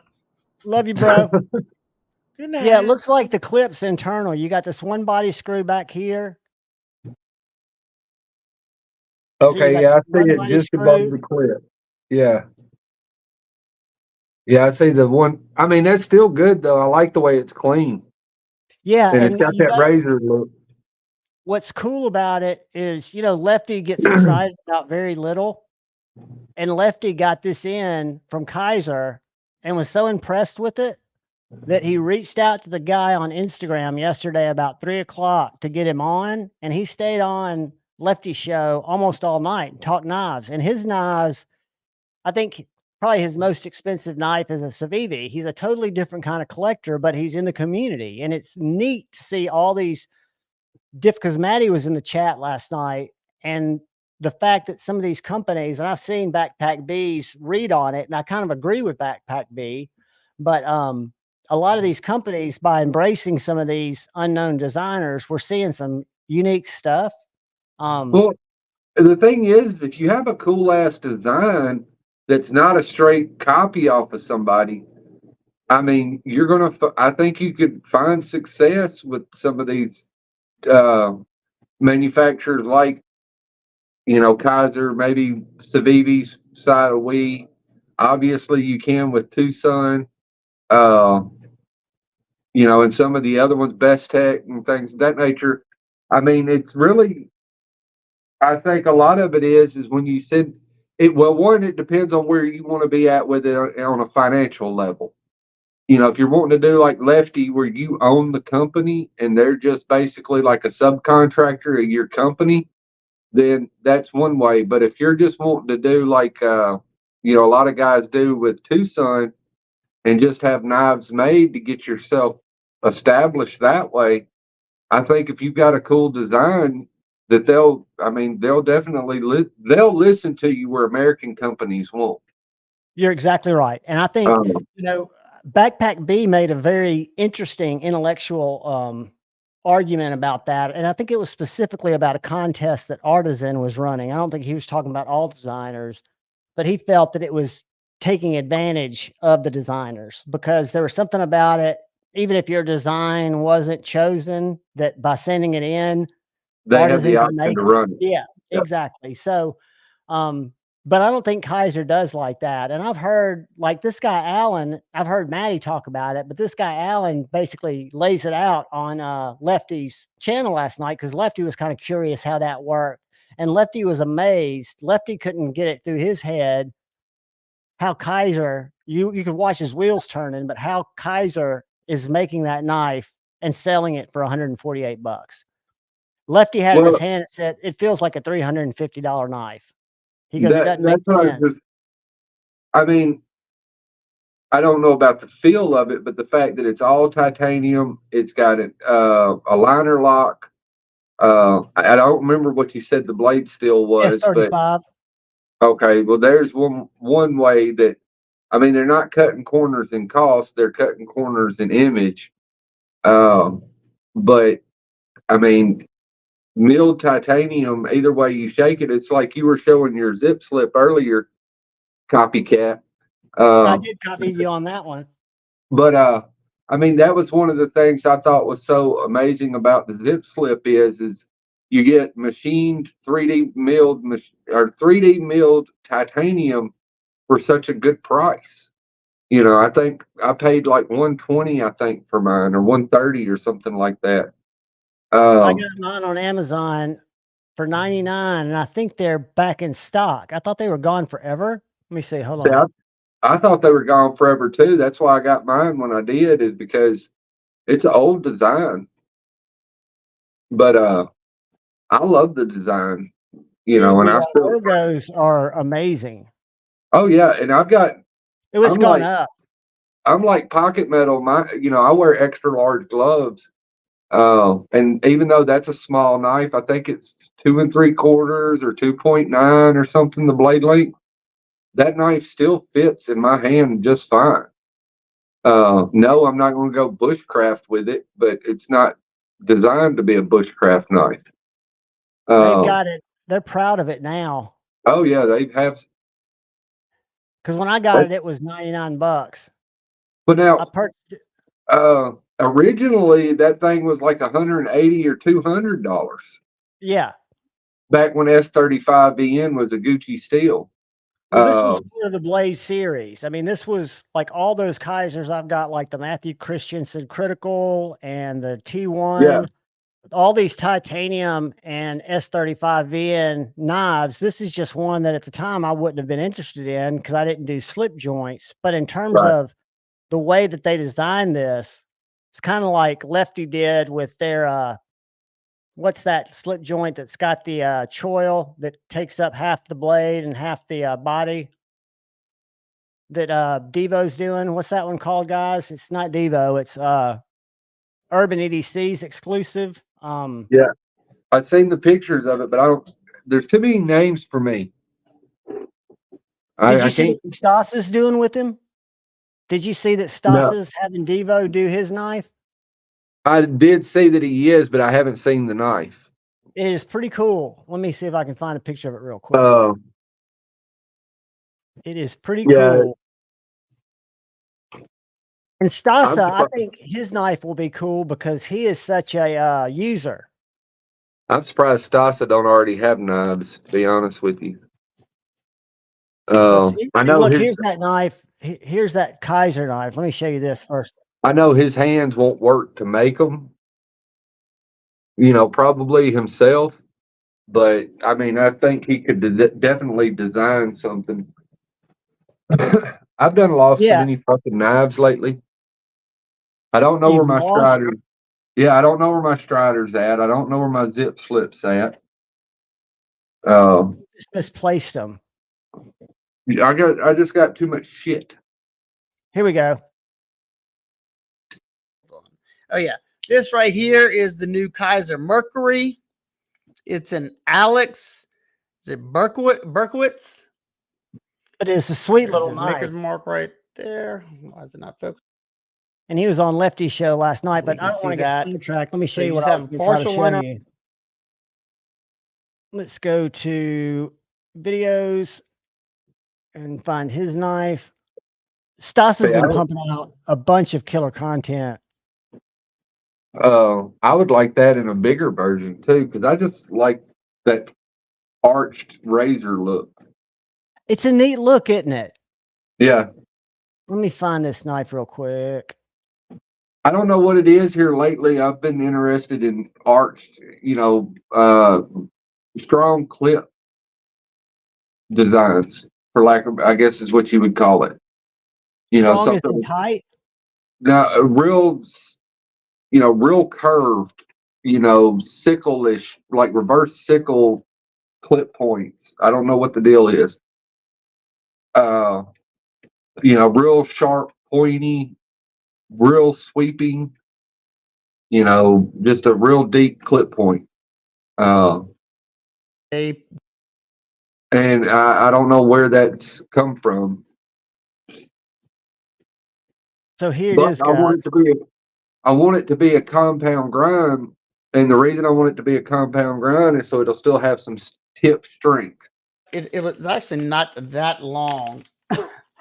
Oh, I already feel it. So I bring to you the Fireball. I have seen his. Oh man! So Fireball, and that backspacer is really cool. Yeah, I have seen that knife. I just forgot about it. Yeah, so that's the one. That's Stas's knife. There's so many that come out. Because I remember him talking about how it felt good on the hand. The backspacer is, or not the backspacer, but that back panel is interchangeable and things of that nature. For you can buy a Lefty for your clip. Yeah, for like $5 or something. But yeah, I remember that knife now. There's so much I can't keep up with everything, and because I don't have the time to research it like you do or some other folks do. I got just too much going on. I get up at 4 and I go to bed at 11. 7 days a week. I need more sleep. So they do have knives, guys. And if you guys grab skiffs, feel free to use Javon 10 to save 10%. Doesn't do anything for me, but except give me cred. But I've really enjoyed that. And out of the bearings that I've bought, I've only had the one issue with the nimble. Where is my little finger bit? Because that thing's awesome too. Because you can get this for $5 in plastic or like $12 in aluminum. And it's for where you've got those double pivots. You can use this to hold your pivot while you turn the other one. Oh yeah.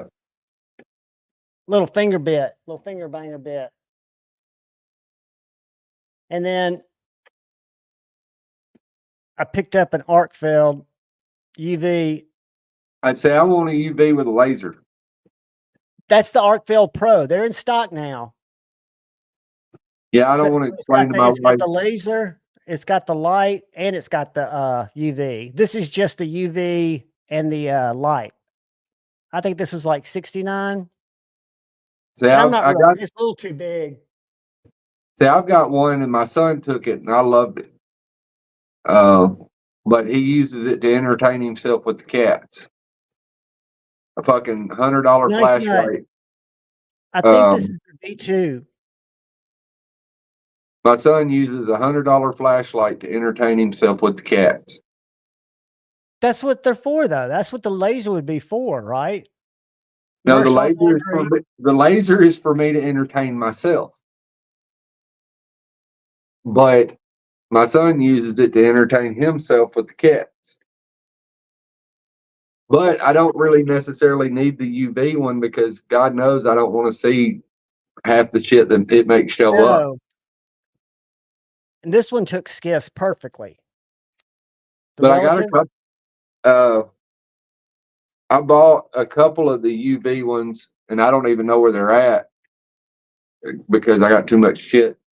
It was some kind of charity where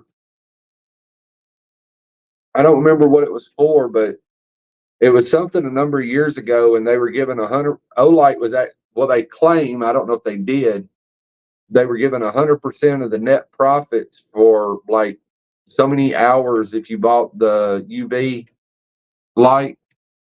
They were given 100% of the net profits to some charity. And so I done forgot like 3 or 4 of them, and I gave a couple of them to my brother-in-laws because they hunt. Guys, right? Yeah, it was the what is it? It's something UV. Hold on. The I3E it wasn't the I5, it was the I3 size UV light. Yeah. The AAA size was the size. See, I got my titanium one in my pocket, or my brass one, I don't know. It was this size, the I3T EOS. It was that size, the AAA size, and so I bought like 4 of them. I think I got 2 of them somewhere in the house, and then I gave one to each of my brother-in-laws because they go hunting, and that's what they're supposedly for, is to track blood in the evening or when it's kind of dark. Mersal, do you like Focusrites? Is that what we were talking about last time? My favorites have been, I've got 3 of these little Rovivons that I bought in titanium, and this is kind of my daily driver because it's so small. And what I love about it, it's got one button, and if you push the button and hold it, it takes you to maximum torch. So if I just pull it out of my pocket and push and hold it, I've got all my lumens like 650. If I double click it, it stays on, and I can cycle through my brightnesses. Todd's right. I need to buy him a cheap laser, but I never think about it until I hear the Olight commercial when I'm watching YouTube. Because I get inundated with Olight commercials when I watch YouTube. But I was on Etsy and saw some Focusrites, and they looked really cool, but I was thinking, I don't need another flashlight. I really don't need shit, to be honest with you. That's me. I had to go to the watch store. I broke my watch.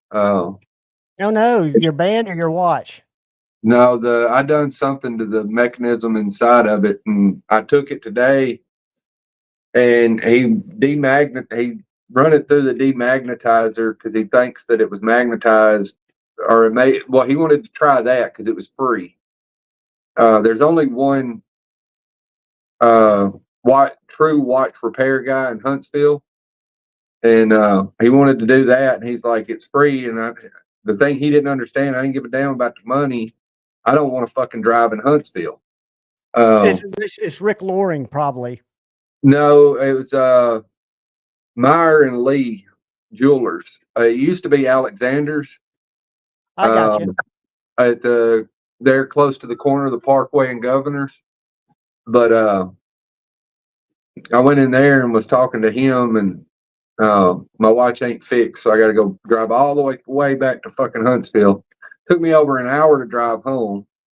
It ain't but like 25 miles, but of course, you got to love the traffic. Yeah, you got to go on a Saturday probably. They're closed on Saturdays. That made me mad. I left work early to go over there today, and my watch still don't work. It's gaining 5 minutes per hour. And before whatever happened on Wednesday that made it start doing that, it was didn't even gain 2 minutes a month. Huh. And it's tag, right? Yeah, it's tagged. And so he told me to quit wearing it to work. And I know that. Well, what it is I have to use a 15-pound dead blow hammer quite frequently. And even though it's a tool watch, I got it because it's supposed to be able to take a beating. It's getting a lot of G's on it probably with that. Yeah, that's a lot. And, he explained it to me, and I get what he's saying. And I kind of knew to start with, I'm just like, as much as they cost, I should be able to wear it. And I wore one when I was in the military, and it never gave me a problem. But I wasn't slinging a 15-pound dead blow, and that sudden shock when that dead blow hits wasn't happening. And that's the thing is that, that shock is on a whole nother level for that watch. I mean, it obviously wouldn't bother me or you.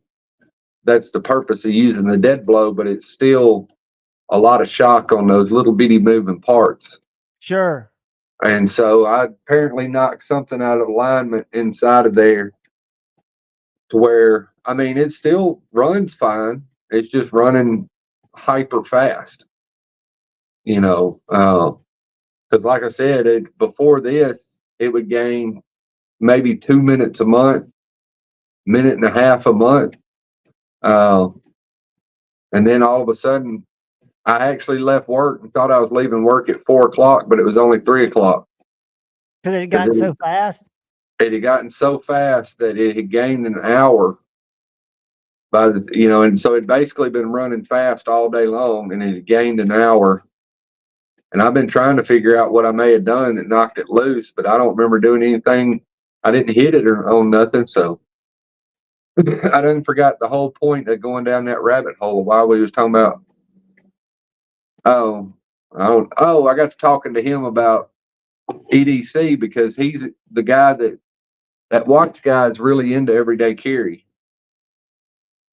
And of course, obviously he's into watches and pocket knives and flashlights and all that kind of stuff. He said the worst thing that people carry though is those magnets. The fidgets? Well, no, anything like those key clip things that are the heavy duty magnets. He said it doesn't matter if you've got a mechanical watch or a quartz watch. Those magnets will fuck up your watch. Because your hand, a lot of times, if you wear your watch on your left wrist and hang your keys on your left side, then just that little bit. Sub, Jay. It'll Just throw eventually in get gravity. To it. This is anybody who's here for this corgi. Those magnets can also mess up your phone. True. I wonder how these fidgets are, because they've got strong magnets. The way he was talking, which I know those magnets, those key magnets, where you leave one clip to your hip and the other one, hangs to your key ring. I know them things are strong as hell. I've never messed with the fidget magnets, but I imagine some of them are pretty strong too. They are. They're those earth magnets, which means they're super strong. Yeah. Let's see how many we got. Guys, this is the subscriber or guy that's in the chat giveaway. This is not the member giveaway. The member giveaway is posted at the top. Jeffrey Dawson just gifted 5 memberships. Jeffrey, thank you, dude. Let's see who got memberships, because y'all need to go up and register for the member giveaway. That would be thanks to Jeffrey Dawson. Let's see if it's going to tell me. Let's see who's going to get them. All right, guys. Some of y'all have got memberships by your name, and I'm not seeing it on my side here. But if you can watch the member video, thank you so much, Jeffrey Dawson. If you can see the member video, you can absolutely. Let's see here. Let's turn that off.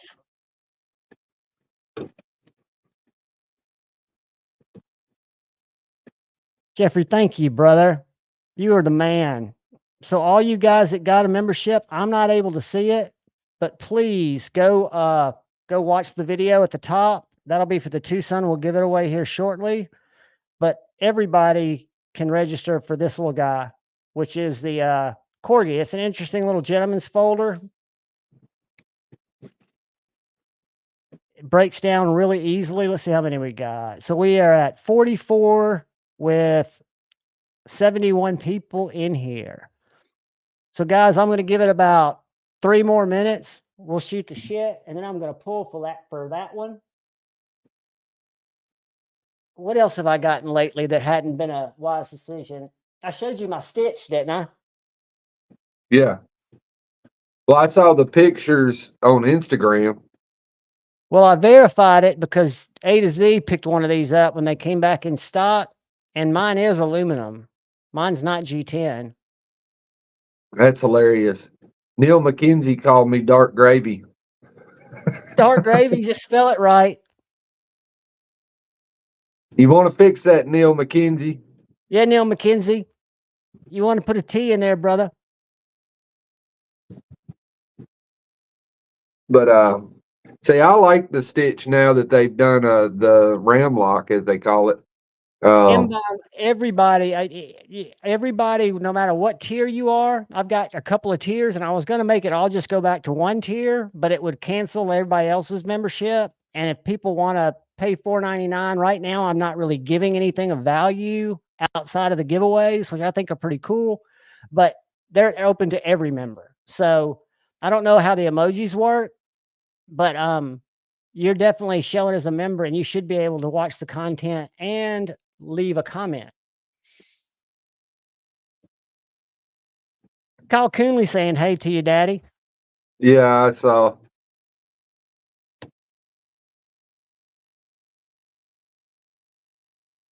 Dude, I love hanging with you out on a Friday night.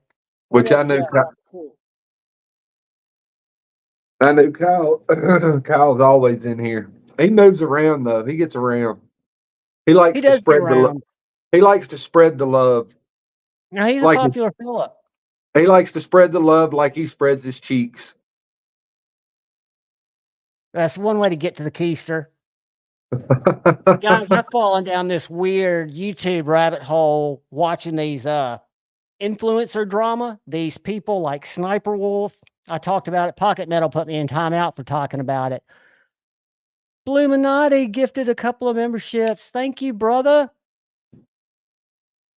You guys are awesome. All you new members, register for the giveaway. We'll be doing it, and you don't even have to be here to win it. We'll track you down. Membership has its privileges. But what was I thinking? I was thinking something, and I forgot what it was. You're watching YouTube drama. Oh, Sniper Wolf. So Sniper Wolf has over 5 million followers. I'm just going to show you her channel. She's been doing this. She does reaction videos. She used to do gaming videos, and it came out because she got a divorce, and her husband's suing her because he said that he played all the videos and she just gave reactions and he wants half the money. Well, recently. Well, the thing is like if me and my wife get a divorce, half of everything we have, like we, they can make us sell the house or one of us pay the other off. She would get to keep her car. I'd get to keep my truck, but like everything in the bank is half hers, half mine, even though it comes from, most of it comes from me. So here's the drama. So this was 2 days ago. She's taking some time off from her thing. You know how much she makes? She's got 5 million followers. She's probably making some pretty good bank. 80,000 a month in ad revenue. 80,000, and all she does is these reaction videos. I'm not gonna make the volume on because she is so polarizing right now. Well, what it is YouTube.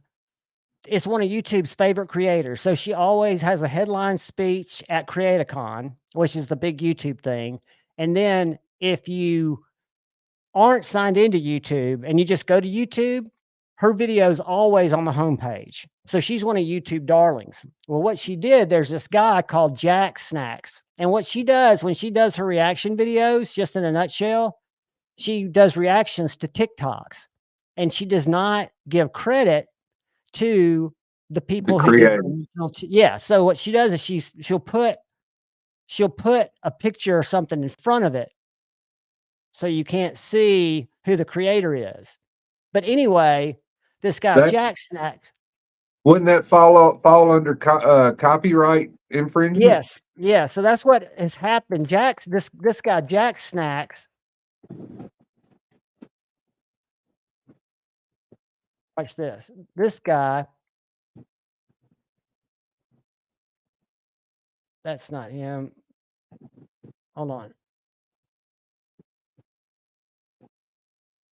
Let me check something real quick. Snipe, because this is worth it. What she did is crazy. And YouTube, what they did is even more crazy. Jack's Films. Okay, I'm sorry. Let me get back to it, guys. All right, let me show you what I was trying to show you. And he did a parody channel.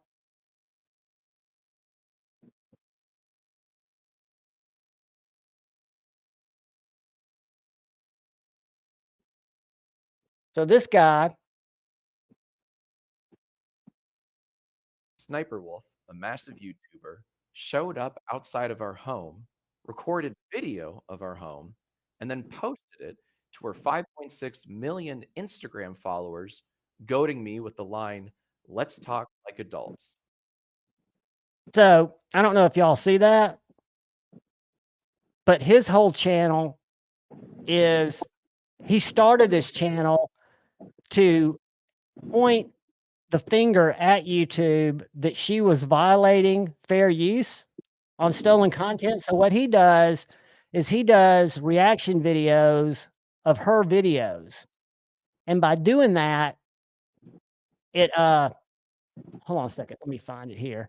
By doing that, he goes in the about section and he gives credit to the actual creators, right?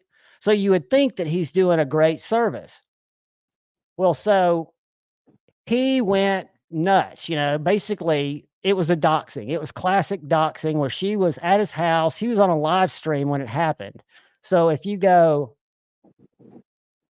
how the hell did she show up at his? That's a dumbass woman to show up at somebody's house. Totally, and to have that many followers. I can tell you that she ain't in Alabama doing that shit because she'd have got popped. No, so, and what's funny, she did this apology, and you can plug, you know what Chat GPT is? Yeah. Okay, so if you look at this, it's got semicolons in it. This had a 98% chance of being written by Chat GPT. So this is her apology after YouTube took a week to come up with a penalty for her. So everybody was Let's find YouTube's response. But the thing YouTube, with it is, and this is something I don't get, is, and this is just me personally, I don't understand watching bouncing titties play with guns. well, Or you don't even see them. And you know what else she used to do, dude? she looked like a 12-year-old girl from the Right. 50s. Well, check this out. So she's still playing that role. And I Yes, don't understand that. And I bet her voice is fucking annoying on top of it. very But annoying. I don't understand that. I don't understand it in the knife community, the gun community, the YouTube community. If you want to see fucking titties, go to YouPorn or whatever the fuck it's called. PornTube, Pornhub. That's it. Pornhub. Well, they said that You get to she's see got it for free, and it's real. she had videos on her channel from 7 years ago where she was talking to a 12-year-old and a 16-year-old boy and told them to twerk for her. All right, so this is after everybody tweeted. Everybody tweeted YouTube. And the YouTube team, after a week, said, confirming SSS Sniper Wolf has received a temporary monetization suspension per creator responsibility policies. Off-platform actions that put others' personal safety at risk, harm our community, and the behavior of both sides isn't what we want on YouTube. Hoping everyone helps move this convo to a better place. Dude, the internet blew up. Because how can you say both of them are wrong? All Jax Films is doing is making a joke about how she's YouTube's golden girl. She's making the laziest type of content and not even doing it for real and not giving credit where credit's due. So it's just been a mess. But I've fallen in this rabbit hole. I'm more thinking about the fact that there's 5 million fucking morons that watch her. 12 and under are the age groups that watch her content. Oh, well, that 12-year-old and under. explains It's it all too. family-friendly content, even though she's been caught with and had videos that she just took off of her channel that YouTube's known about, where she is chatting in a text room, telling these little boys to twerk for her, and she'll show tits. And they've got all the receipts, and YouTube won't touch it. And that was on platform. Because she's like the darling. And now this Jack Snacks guy who's got like 2 million followers, maybe 5 million. He where is it? He's got, so she was also punching down. It's probably fake. Because He's the real deal, because his wife even made a complaint. He might be real, but I'm just saying it's very possible that all the drama between him and her and YouTube and this, that, and the other is fake, because guess what it's done? It's drawn in more viewers. And that's what's going on the other social drama that I'm sucked into, which is Eugenia Coonley and this Jeffree Star guy. I mean, the stuff I watch is absolutely crazy. But yeah, I'll take a break from knife content, and I'm watching just the weirdest shit. All right, let me share the giveaway tool and see how many people have signed up, and we'll give away the corgi. I watch knife stuff. I watch clothing stuff. I watch clothing reselling. I watch a little bit of flashlight, but I'm still stuck on that Arcfeld UV and laser combo. It's in stock. The black one's in stock at River's Edge Cutlery, I think. Yeah, but I'm right now with going to the knife show and finding out Ernest Emerson's going to be there. I'm waiting. That's what I'm totally turned myself off till then, and I didn't use a lot of restraint leading up to it. All right, guys. Last year, you went up there broke as a joke. Oh, I know, and I'm gonna be prepared, but there's nothing I really want unless I see something cool. See, my thing is, I don't, like the first year we went, I went with, I'd been saving like the whole year. I went up there with like $1,000 or some shit. I'm not, I've had the A100 Mini, and it's hard to catch a drop of them. And I mean, yeah, you could catch them on the secondary like you did, but they're still a little bit difficult to come by. Yeah, and you can always find them at the shows. That's where you really find Yeah. them. Well, and that's where, see, I'm also interested in the Mini Commander. Because, see, I got a full-size Commander, and that thing's fucking huge. I couldn't imagine the people with a Super Commander. I mean, that'd be like that makes a cold steel look tiny. But I'm also interested in the Mini Commander, which a lot of people don't like the Commander because it's got a recurved blade, but that don't bother me. I just use a round rod to sharpen it. But I hadn't seen that before. This is one with the wave. yeah, it's got the wave pattern. That's the one that he first introduced the wave pattern on the wave opening feature deal. I think this is it right here. Tell me if this is it. Got the big Kirby blade on it. Yeah, that's the Commander. But the Mini Commander has a more reasonable blade, I guess you could say. Yeah, it looks like it's 3.4. Yeah. But the blade, and so that I'm interested in both of them. And so it's, seeing both, handling both, Dude, to be this able is to in handle, stock. because, This is in stock.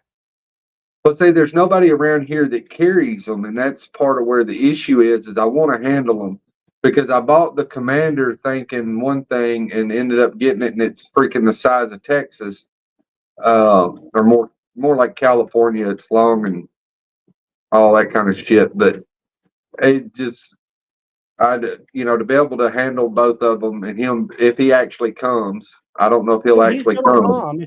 I think he will. I don't know. If he does, it'll be nice, because the only reason I say if he comes is, Nashville's not a huge show, and he's California, and Nashville, of course, that's a long ass distance to go to sell, at a smaller show. Yeah, I agree. But if he's got a space, Well, I mean, I personally think that if he goes, it's always been, and that's what I've never understood, or that's why when you said Protech, they're not on the roster, that Protech wasn't going to be there. I mean, when we went every year, Protech sold out, so I don't understand why they wouldn't come.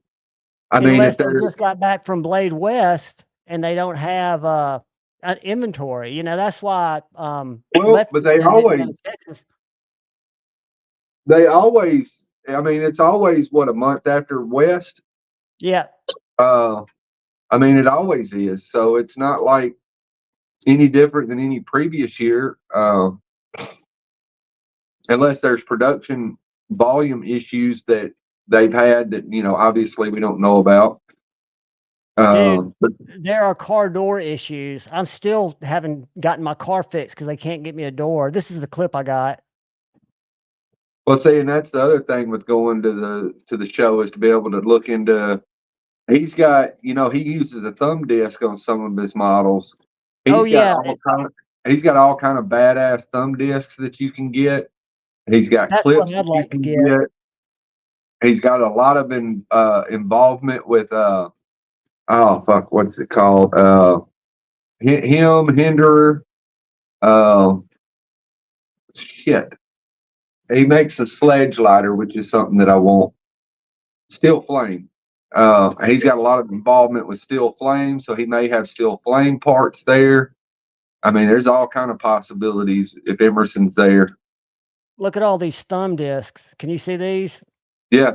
That's what I'm saying is he's got all kind of neat little shit that you can do to decorate his knives. A lot of people don't realize that you can do a lot of stuff to personalize, but everybody wants, I don't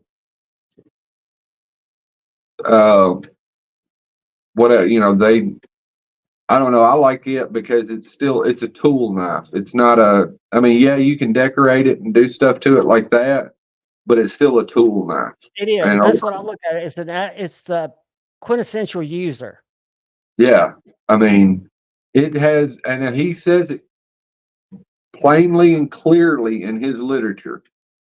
That knife is designed to be used in bad environments. It's not meant as a decorative pocket jewelry. It's meant, I mean, Hey, Ghost his Malone, knife, get in this giveaway and we'll do it real quick. Hold on a second. Emerson's talking. knives were carried when they killed bin Laden. So, It's tested. I'm just saying the knife that was used, that was carried, the guy that killed bin Laden, his knife sold for like 50 grand or some ridiculous shit. That he carried on the mission and had in his pocket when he shot and killed Osama bin Laden. That's badass. You know, and it was an Emerson CQC7. The CQC7B to be exact. And well, the thing is Emerson has been making knives for naval special warfare since the 80s.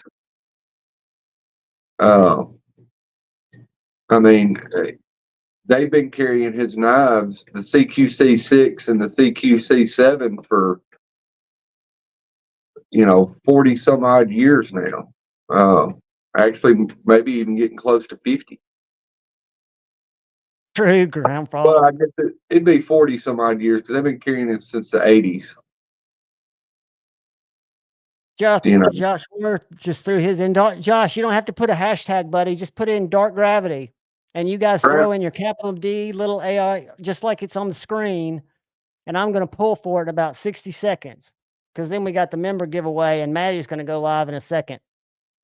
What some of those guys were saying about the Emerson is right. It's a people opener. I like all kind of knives. I like fidget toys. I like, old, the stuff from the 90s. I like it all. I like stuff from the 80s, the 70s.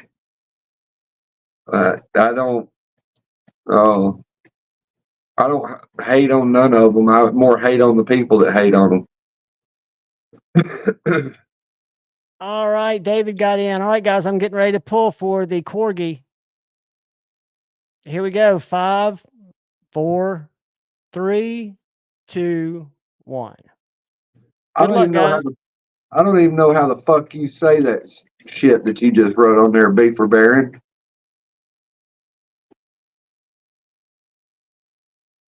Pocket stuff. Pocket stuff for the win. Congratulations, Stuff Pocket. Congratulations, Pocket Stuff. I'm going to put my email here in just a second. Hold on, let me write this down because I will forget. So that is the Corgi. Stuff. I think B for Baron just made up that fucking knife. I don't think it's real. I think it's some shit he pulled out of his ass. I'm going to look. Let's see. You got it up on the screen? Yeah, shoes it. I think he's fucking with us too.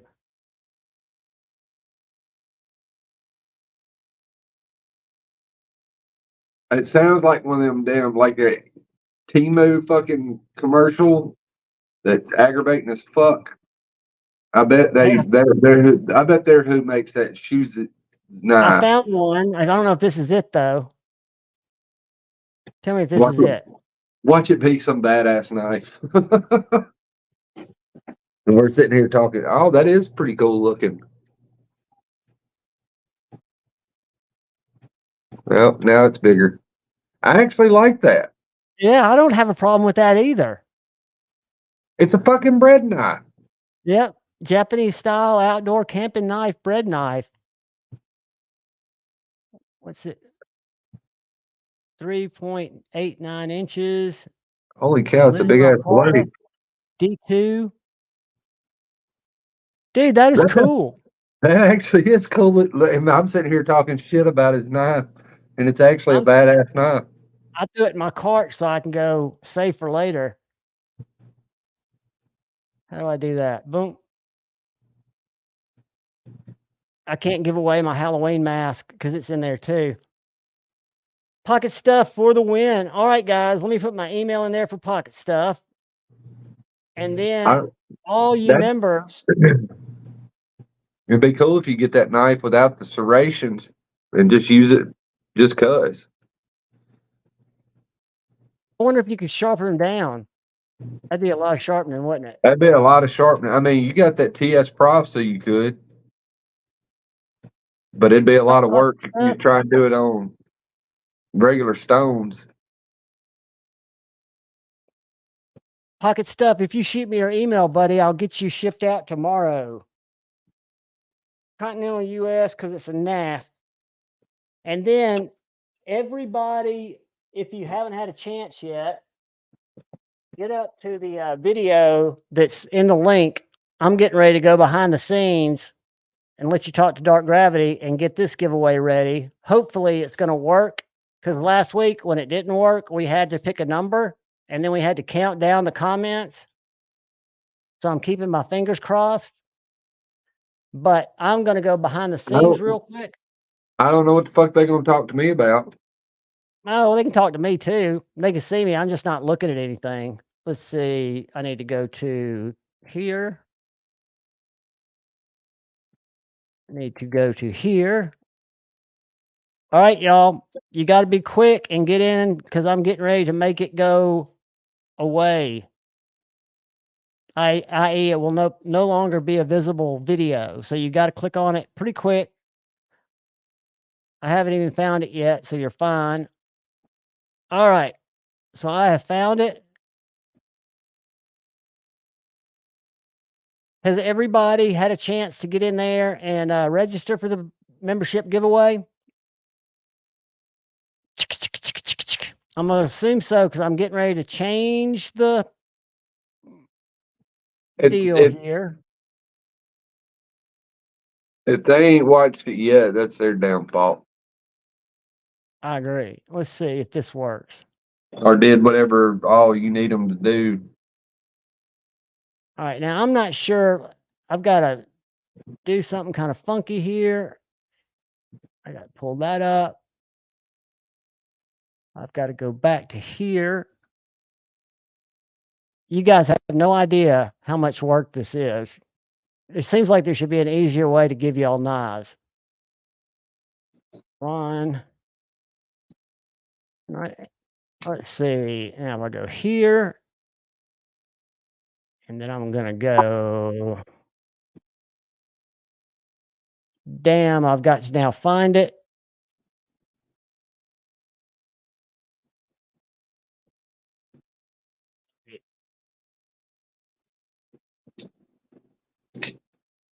Damn it. All right, I've done something weird, so bear with me. I was going to say, is it hard to do, or are you just making it complicated by making them do all this bullshit to win? No, I'm doing it in the comments so that members are the ones that are able to enter.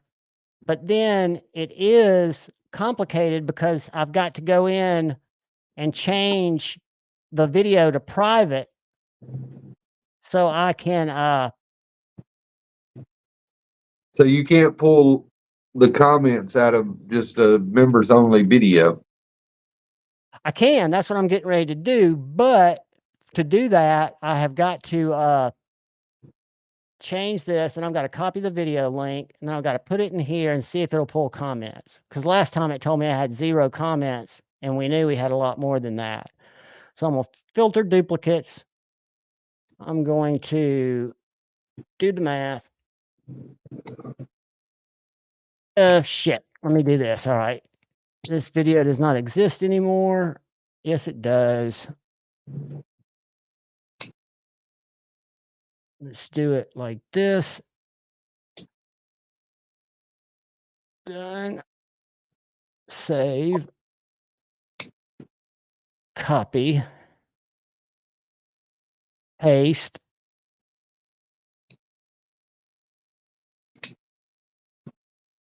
Do math. So you're talking way above my pay grade now.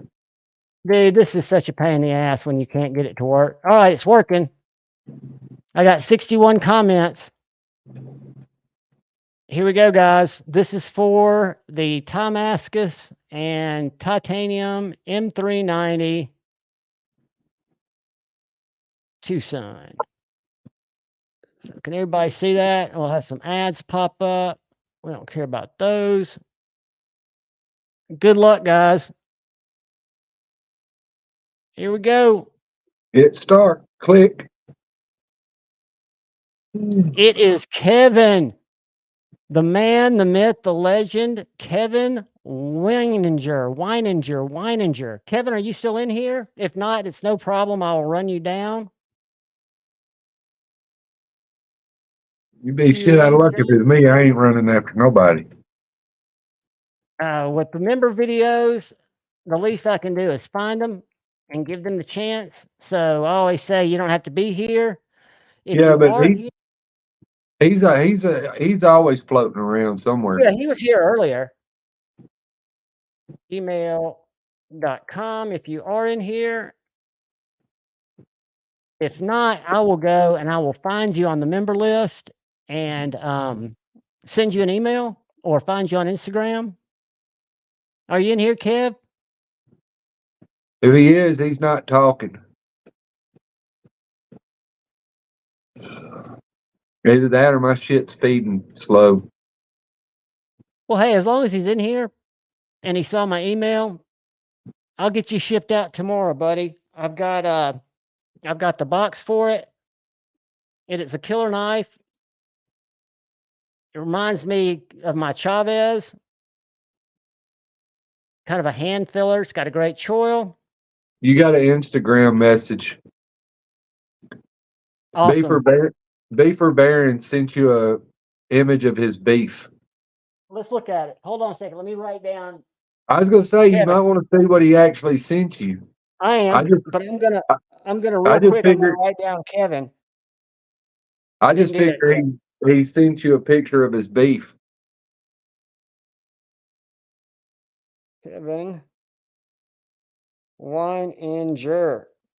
Congratulations, people. And keep in mind, if you didn't win tonight, you will win. Just keep coming back. We'll give away shit as long as I've got shit to give away. Let me go to my Instagram.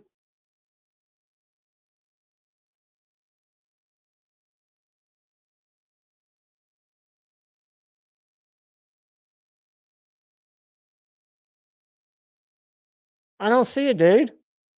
I see Kyle Coonley's.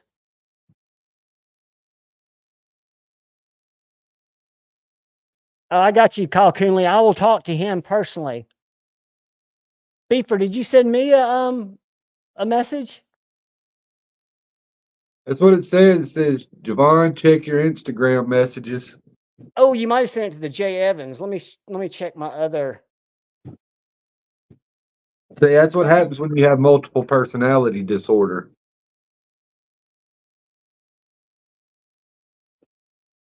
No, I don't think many people follow me there because it's not John Evans Knife Addict Life. It's just my personal IG. But sometimes I get messages there. Let's see. I've got 369 followers there. Don't got any there.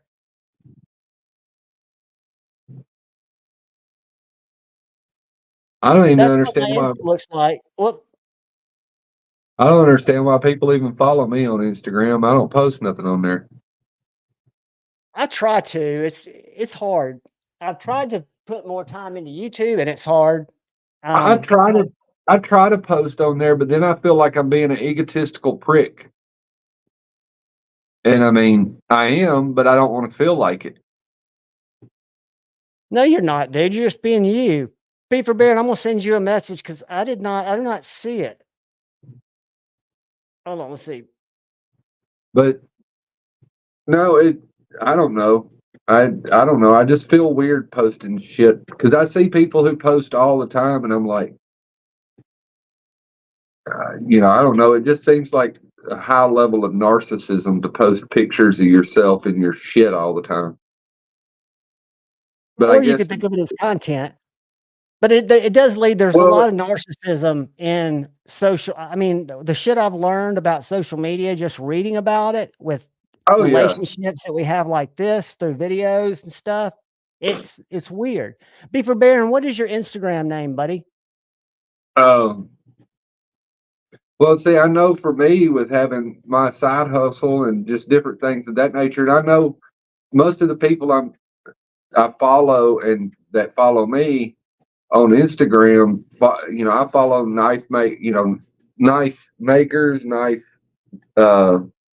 manufacturers, and people in the knife community, and you know, Hey, Beaver Baron, share your Instagram, buddy. You can pop a link in there. I feel like if I put stuff outside of the Baron, knife all right. community on there, that I would be abusing the people that follow me. But then again, some of the stuff that I had, you know, I think I follow you, Jim. I'm not sure. I follow a whole lot of people on Instagram, and I can't keep up with who I do and who I don't. I mean, because a lot of times when it comes to following people, if I see like John follows you or somebody else I know in the community follows you, then I'll follow. You know, a lot of times I will, because I know that you're going to post stuff that besides that one random picture that I'm going to be interested in, or it's a way to communicate. And so there's a lot of see, I go on Instagram fairly regularly. I just don't post on there, and you know, I'll go through and like pictures and things of that nature, but I don't do a whole lot more than that. You know, I've thought about doing it because I could have a financial benefit from it, you know, with some of the stuff that I find, you know, as far as the, you know, the clothing aspect of it and some of the junk that I find. But It failed to send because I don't follow hang you. on, how do I not follow Ed? Clifford, drop your whole link in there because there are two Cliffords, and I've got a Baron Clifford and a Clifford Baron with no profile picture. If I don't follow you, Ed Harrison, I will be here in a little bit. And I will follow you so you can send me that message. I just don't want to follow the wrong person. So if you can, let me show you what I got, and you tell me which one's you. Hold on a sec. Because I can't believe I don't follow Ed. That's ridiculous.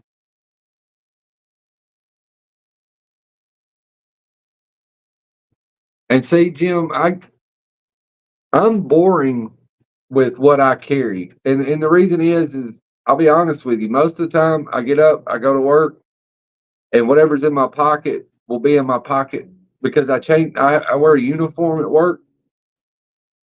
And so I change every day before I leave. And when I get home, I usually just take off my, you know, it's a fresh uniform, but I just take it off.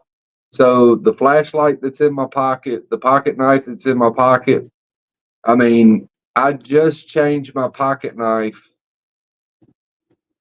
for the first 6 months of the year. I carried a Hinderer, and then when the You and your dog? huh? I'm trying to find Oh, Beaver. and then when the J Cape showed up, I carried it up until I put two B's. Go. until 2 weeks ago, and now I carry. For whatever reason, I randomly put. I'll check it out when I'll follow you back after this is over too, Ghost. But I put a PM2 in my pocket a few days ago or a week ago or whatever it was, and I've been carrying it every day since. And so, I mean, for me, EDC just about truly is everyday carry. I carry the exact same thing every day. I'm quite kind of boring that way. I mean, I don't know, I sold a few knives, but I still probably got 50 or 60 knives in there, but I only carry a handful of them. And that's the reason I had started selling some of them before, is because I really only carry the same handful of knives over and over. And so I feel like I'm neglecting the other knives that I have that I don't carry. And I feel like there's people out there that would enjoy them. And so I keep saying I'm going to sell more of them, but I just never do. You and your dog, buddy? Is this you right here? Here we go. Here we go. I found you, my man. Send that message again, if you don't mind. I'm sorry, dude. I'm terrible at social media, but I'm learning. I'm practicing every day. I'm terrible at freaking at replying to comments. But guys, it is midnight, which means that Maddie goes live in, hold on a second. Let me see. Let's go back to YouTube. I got a notification earlier. That he goes live in 30 minutes, but 10 minutes and 15 seconds. So we are going to tell everybody to look out for the guy or gal to the left.